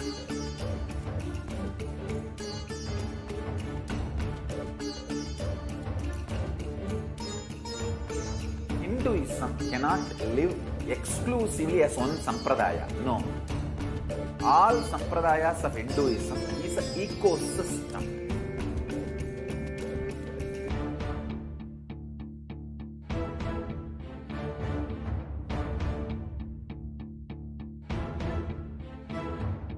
So don't keep quiet thinking that if one sampradaya is attacked, only that sampradaya is going to be affected.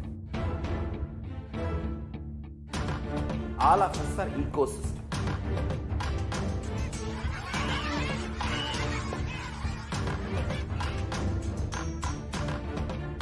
I invite all of you to get involved and enjoy Hinduism by the principle of Dharmo Rakshati Rakshitaha. When you protect Dharma, Dharma protects you. We will make the whole planet flourish spiritually. The spiritual prosperity will happen to the whole planet. We all have to coexist together.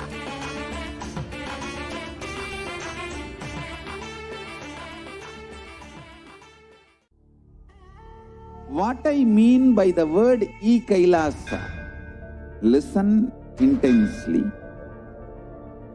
Enlightenment ecosystem, literally enlightenment itself, in your own home, wherever you are.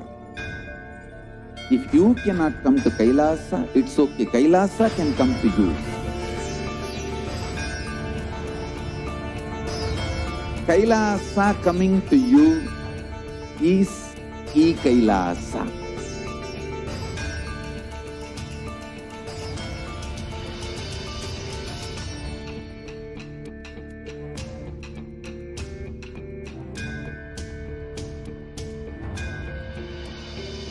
I will revive Hinduism.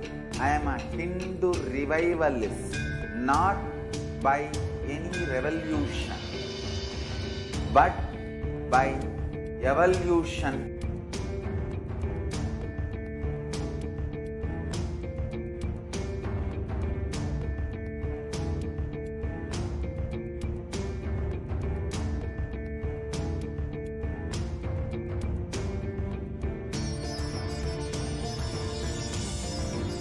And setting model community.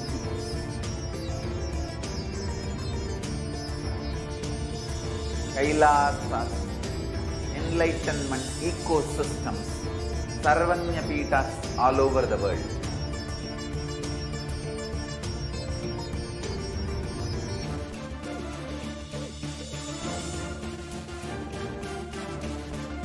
All powerful cognition. Yes. So now we're going to see the contributions from Kailasa's services in combating the pandemic fatigue and other mental disorders for youth. The Kailasa's Department of Religion and Worship, and in collaboration with the Department of Human Services, and each of Kailasa's temple ecosystems consider the right of happiness, right of bliss, to be the highest fundamental right of all the humans. The ultimate goal for Hinduism and Kailasa, led by the Supreme Pontiff of Hinduism, Jagatguru Mahasanidhanam, His Divine Holiness Bhagavan Nithyananda Parameshwaram, is the material and spiritual well-being and prosperity of humanity. Kailasa is a place where everything related to superconsciousness is revived. All the sampradayas, all the spiritual ecosystems created for enlightenment will be revived and established in such a way it never gets lost again. They are forever serving the humanity. Now, you're going to see a glimpse of all the different contributions from Kailasa's Department of Religion and Worship, and also the Department of Human Services, how they have empowered the humanity with a super conscious breakthrough. Here, what you see is the peacekeepers of Kailasa and participants of Paramashivoham meditation workshop take part in the celebrations of traditional flag hoisting ceremony in Devi. And what you're seeing here is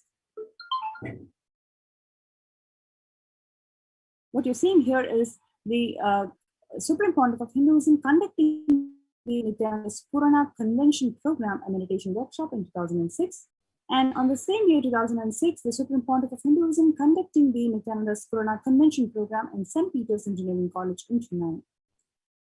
And the same year, where the Supreme Pontiff of Hinduism and the peacekeepers of Kailasa embarked the Himalayan Yatra, traditional sacred pilgrimage to Himalayan mountains and up the river Ganga. And what you see here is on 2011, the temple ecosystem of Thiruvannamalai serves as a driving factor in maintaining the life a lifestyle of wealth, health, and well-being for denizens of Tiruvannamalai. And here you see peacekeepers of Kailasa and participants of Paramashivoha meditation workshop take part in modern traditional puja or the ritualistic worship. And here you see the peacekeepers of Kailasa and the Supreme Pontiff of Hinduism voluntary contribution of physical service towards the cleaning and construction of the sacred Hindu temple Adi Kailasa. And just by his hard work and persistence, the Supreme Pontiff of Hinduism has established the Kailasa ecosystems around the world in almost in all the continents, radiating the superconscious evolution for the humanity. And what you're seeing here is right way back in 1994 itself, the Supreme Pontiff of Hinduism, how he received the Kailasa in Tiruvannamalai, Arunachala Sarvanya Peetam, and how he revived the same Arunachala Sarvanya Peetam in 27. You can see thousands of visitors and delegates receiving the Diksha, initiation, and the learning the Kalpataru, the workshop to manifest your reality in Tiruvannamalai. On March 11th, 2017, thousands arrived to celebrate the Enlightenment ecosystem and to traditionally meet the Supreme Pontiff of Hinduism in Tiruvannamalai. And you see glimpses of the different Kailasas ecosystems that are established around the world, right from Los Angeles, Ohio, and then next you have California, San Antonio, and then you see St. Louis, Missouri. Then we have the temple ecosystem in Phoenix, then in Houston. Then you'll also find these temple ecosystems being in Toronto, Canada.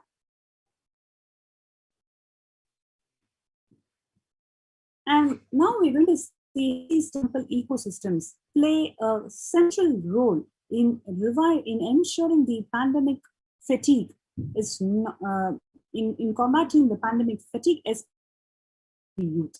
One of the components that these temple ecosystem beautifully provide is the spiritual routine during Brahma Muhurta, and how the spiritual routine and Brahma Muhurta helps in its effectiveness in overcoming the pandemic fatigue. Now let us see celebrations due by Devi Parashakti, where Devi Parashakti on 12th of May 2021, she revealed that I came as Nijavatara and I am blessing you, listen. To do good to all of you, I have taken the form of Nithyananda and came down as Nijavatara. Carefully. Listen, time after time, Bharadam is Jnana Bhumi, where enlightened beings come. We cannot make the Jnana Bhumi as infertile. Enlightened beings have to come. They have to live, it has to flower. Few hypocrites, because they are stuck in delusion, we cannot sacrifice the world. Cosmos cannot be destroyed. The ship I did to save the cosmos from being destroyed, that is called Adi Kailasa. The ship I did to protect the beings from Pralaya is Adi Kailasa. Because of the conspiracy of Drohis and enemies' rule, the captain has to leave the ship. Before 12 years, knowing the great deluge that is going to be Aushadas, by this Guru Purnima, that Jnana Rasavadam Navapashana is going to flower, I love people to come and take a dip in Navapashana flower. People, whoever comes and dips in Vaidya Sarovar, they will not have the dip. They will not. Crores and crores of people will come and every day they will come and dip in Anandalingam.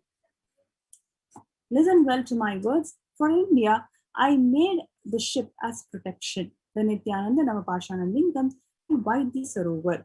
Go to Adi Kailasa. O Indians, listen. All those regretting losing the Nithyananda Nijavatara, without confusion and without taking just as a lip service, go to Adi Kailasa. They are looking for health, Navapashana, water feast, and medicine. to get health and protection and enlightenment. To protect India from this great destruction, I, Parashakti, made this huge ship. Even if the captain is not there, ship is there. When the first countries closed their border during this massive global emergency, Swamiji, the Supreme Pontiff of Hinduism, has opened the embassies of Kailasa, one all without exception. These de facto spiritual embassies offered free food, free accommodation, free internet services, and more than anything else, the spiritual incubator, Adi Kailasa, that is going to protect them from all the impacts of Pralaya. It's open for free unconditionally to one and all to protect and save the humanity. The ship is not there, the ship is there. It is the grace and compassion of the Supreme Pontiff of Hinduism to open his doors of Kailasa to one and all without any exception. So join us in kailasa.org/Kailasa and register yourselves to this opportunity. The free COVID care centers that are opened across India includes the Adi Kailash in Bidadi, Bangalore, Salem Adinam in Tamil Nadu, Thiruvannamalai Adinam in Tamil Nadu, Rajapalayam Adinam in Tamil Nadu, Puduvai Adinam in Puducherry, Pattanam Adinam in Tamil Nadu, Sirahapadi Adinam in Tamil Nadu, Sri Puram Adinam in Hyderabad, Madurai Adinam in Tamil Nadu, Avattipalayam in Erode, Tamil Nadu, Hosur Adinam in Tamil Nadu, and Baroda Adinam in Gujarat.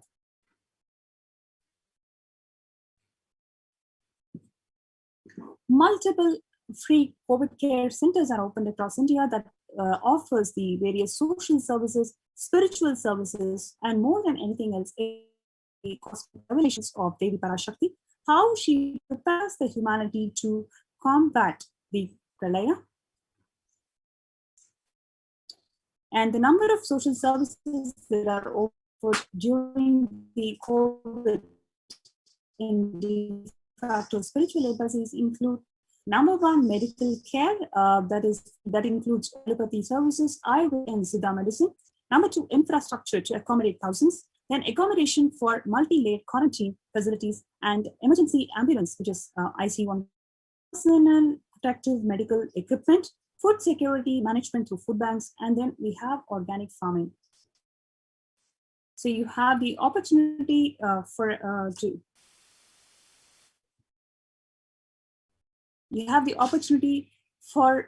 us to, for everyone to join us in COVID care protection centers, which is kailasa.org/Kailasa-Care, KAILASA.org/Kailasa-Care for everyone to join.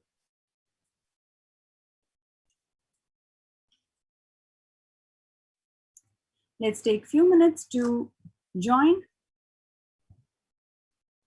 And we'll take a short. We'll be right back.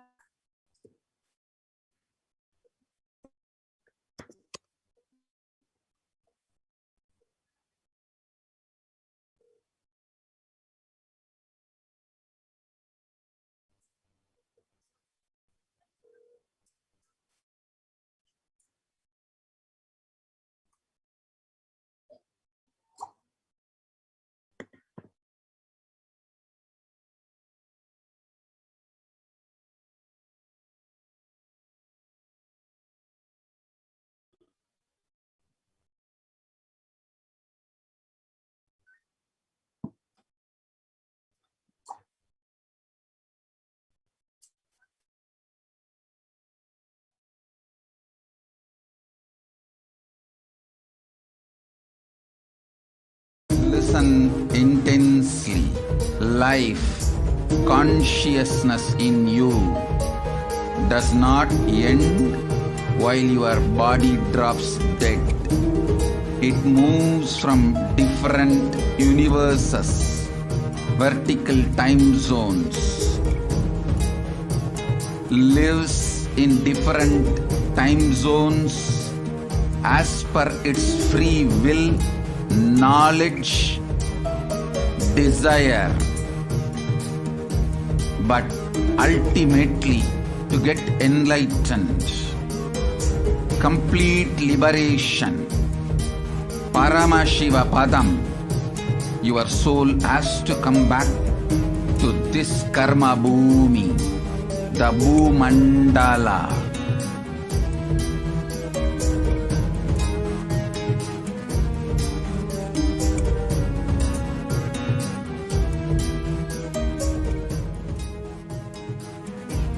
This Bhumandala and the Jati ecosystems, the caste ecosystems, Hindu, Jnana, Sannyasa, Yoga, Grihastha, multiple spiritual ecosystems are created for the souls to come back and rebirth and grow more and more towards enlightenment easily, quickly, in accelerated speed and space.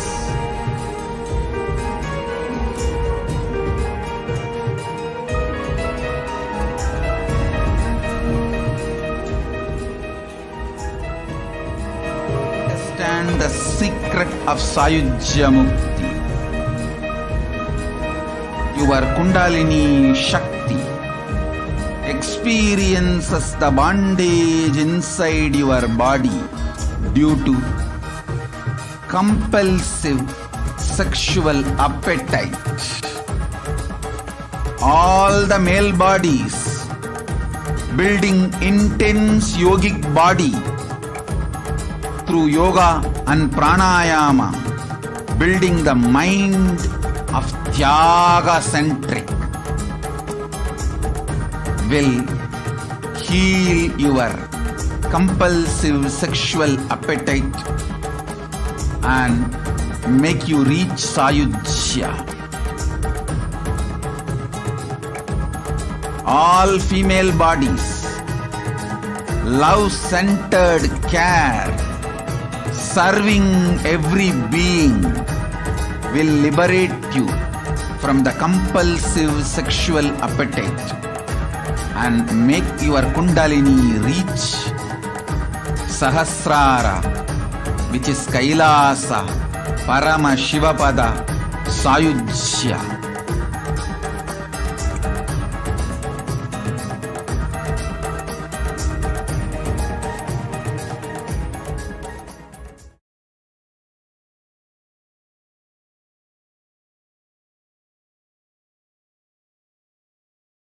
Listen intensely.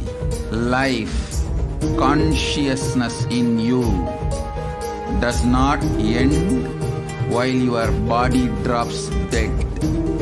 It moves from different universes, vertical time zones,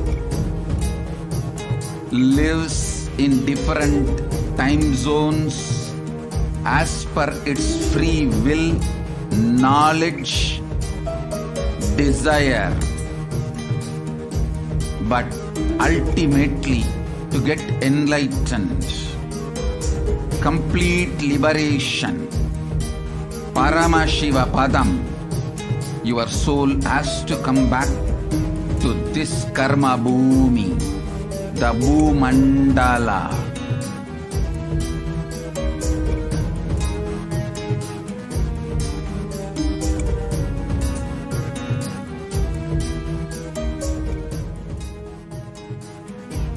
This Bhumandala and the Jati ecosystems, the caste ecosystems, Hindu, Jnana, Sannyasa, Yoga, Grihastha, multiple spiritual ecosystems are created for the souls to come back and rebirth and grow more and more towards enlightenment easily, quickly, in accelerated speed and space.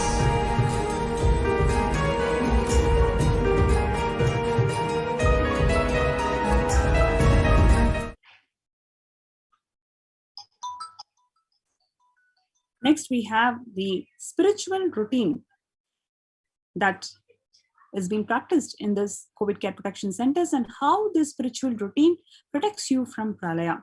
Members of Kailasa's protective preventive multi-layered quarantine initiative take part every day in morning spiritual routine here in Adi Kailasa Sarvangapeetham.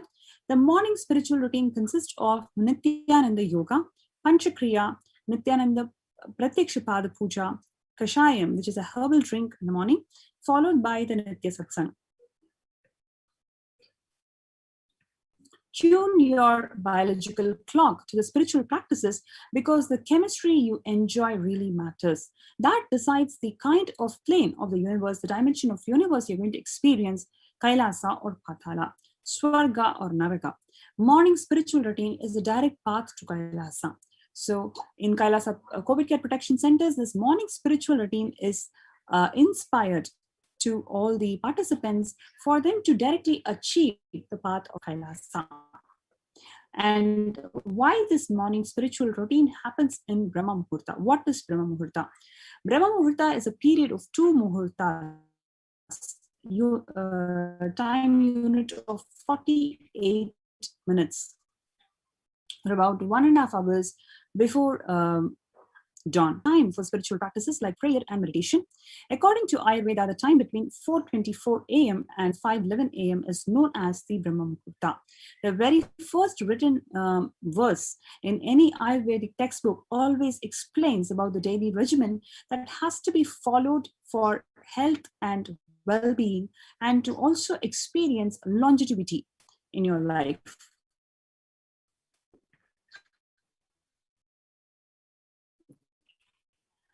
The Ashtanga Hridayam, the scripture beautifully talks about health and for achieving long lifespan as desired. The benefits of waking up in Brahma Muhurta at this time, a high level of prana, which is necessary for the body, is adequately present in the atmosphere, and the activities of the entire world, and especially the living beings, are yet to be started. Hence, the pollution is very at its minimum.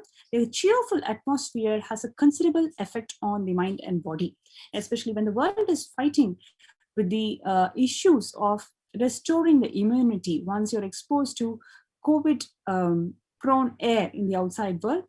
For you to boost your immunity, this spiritual routine, especially doing it in Brahma Muhurta, simply has a tremendous effects in your body. Ayurveda has given a deep thought to the daily routine, which aligns our day-to-day life perfectly to express our maximum potential and capabilities. This starts with getting up in the morning. The quality of our waking up decides the energy level for the day. A peaceful, fresh start is always better to a dull, lethargic start with a heavy feeling. Tuning our biological clock to the rising and the setting of sun is the best way for reversing the aging process. Waking up during Brahma Muhurta puts us in the perfect synchronization to the natural clock. We also have Panchakriyas, which activates almost all the vital systems in the body: digestive, respiratory, circulatory, and the nervous vital systems. These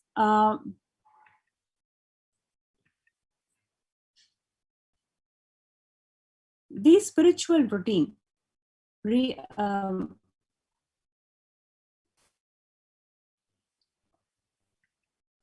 the spiritual routine and the impact of practicing the spiritual routine during this Brahma Muhurta is truly appreciated by the participants, especially the COVID Care Protection Center participants who have joined us in Adi Kailasa.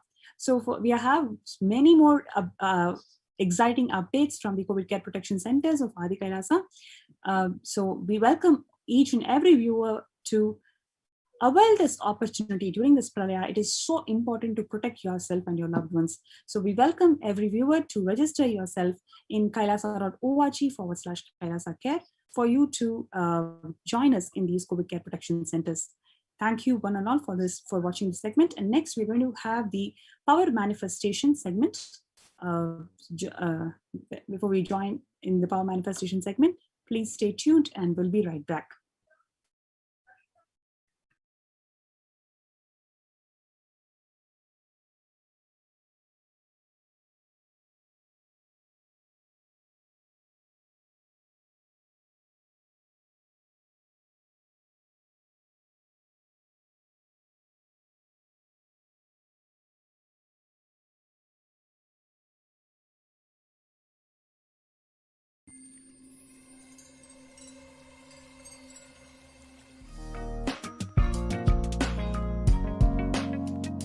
get you health.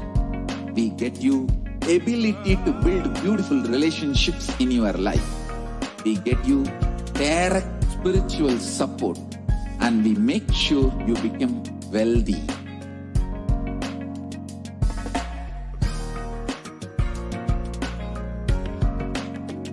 We won't stop giving you just good life. We will literally not stop till you live enlightened life. Manifesting the state of Paramashiva, space of Paramashiva, powers of Paramashiva, being of Paramashiva.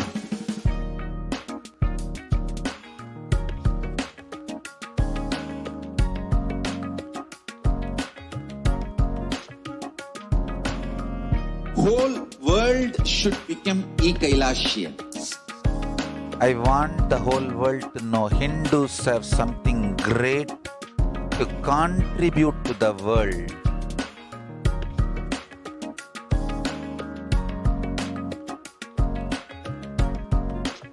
We have something great to contribute to the world.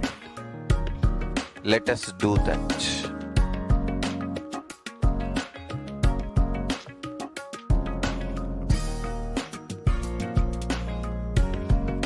E-Kailasa is proper customized spiritual service helping you to identify your root patterns of suffering. We have perfected the science of helping every individual from every cultural, religious, nationality background.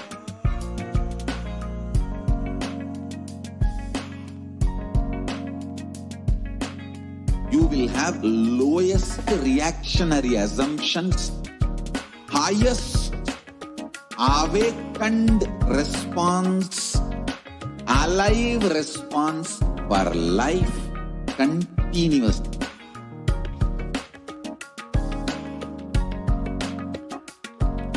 E-Kailasa is enlightenment ecosystem, literally enlightenment itself in your own home, wherever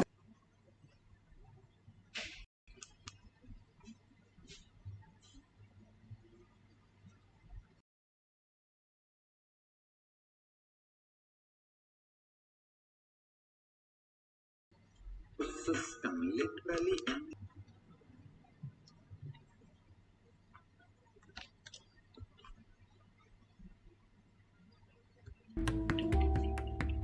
Let's start with the Sadguru Vandanam.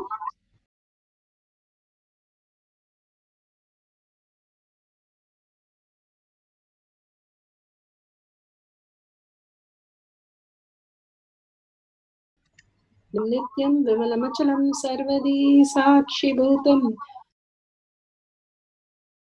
Bhavatitam Trigunarahitam Sadgurum Tam Namami.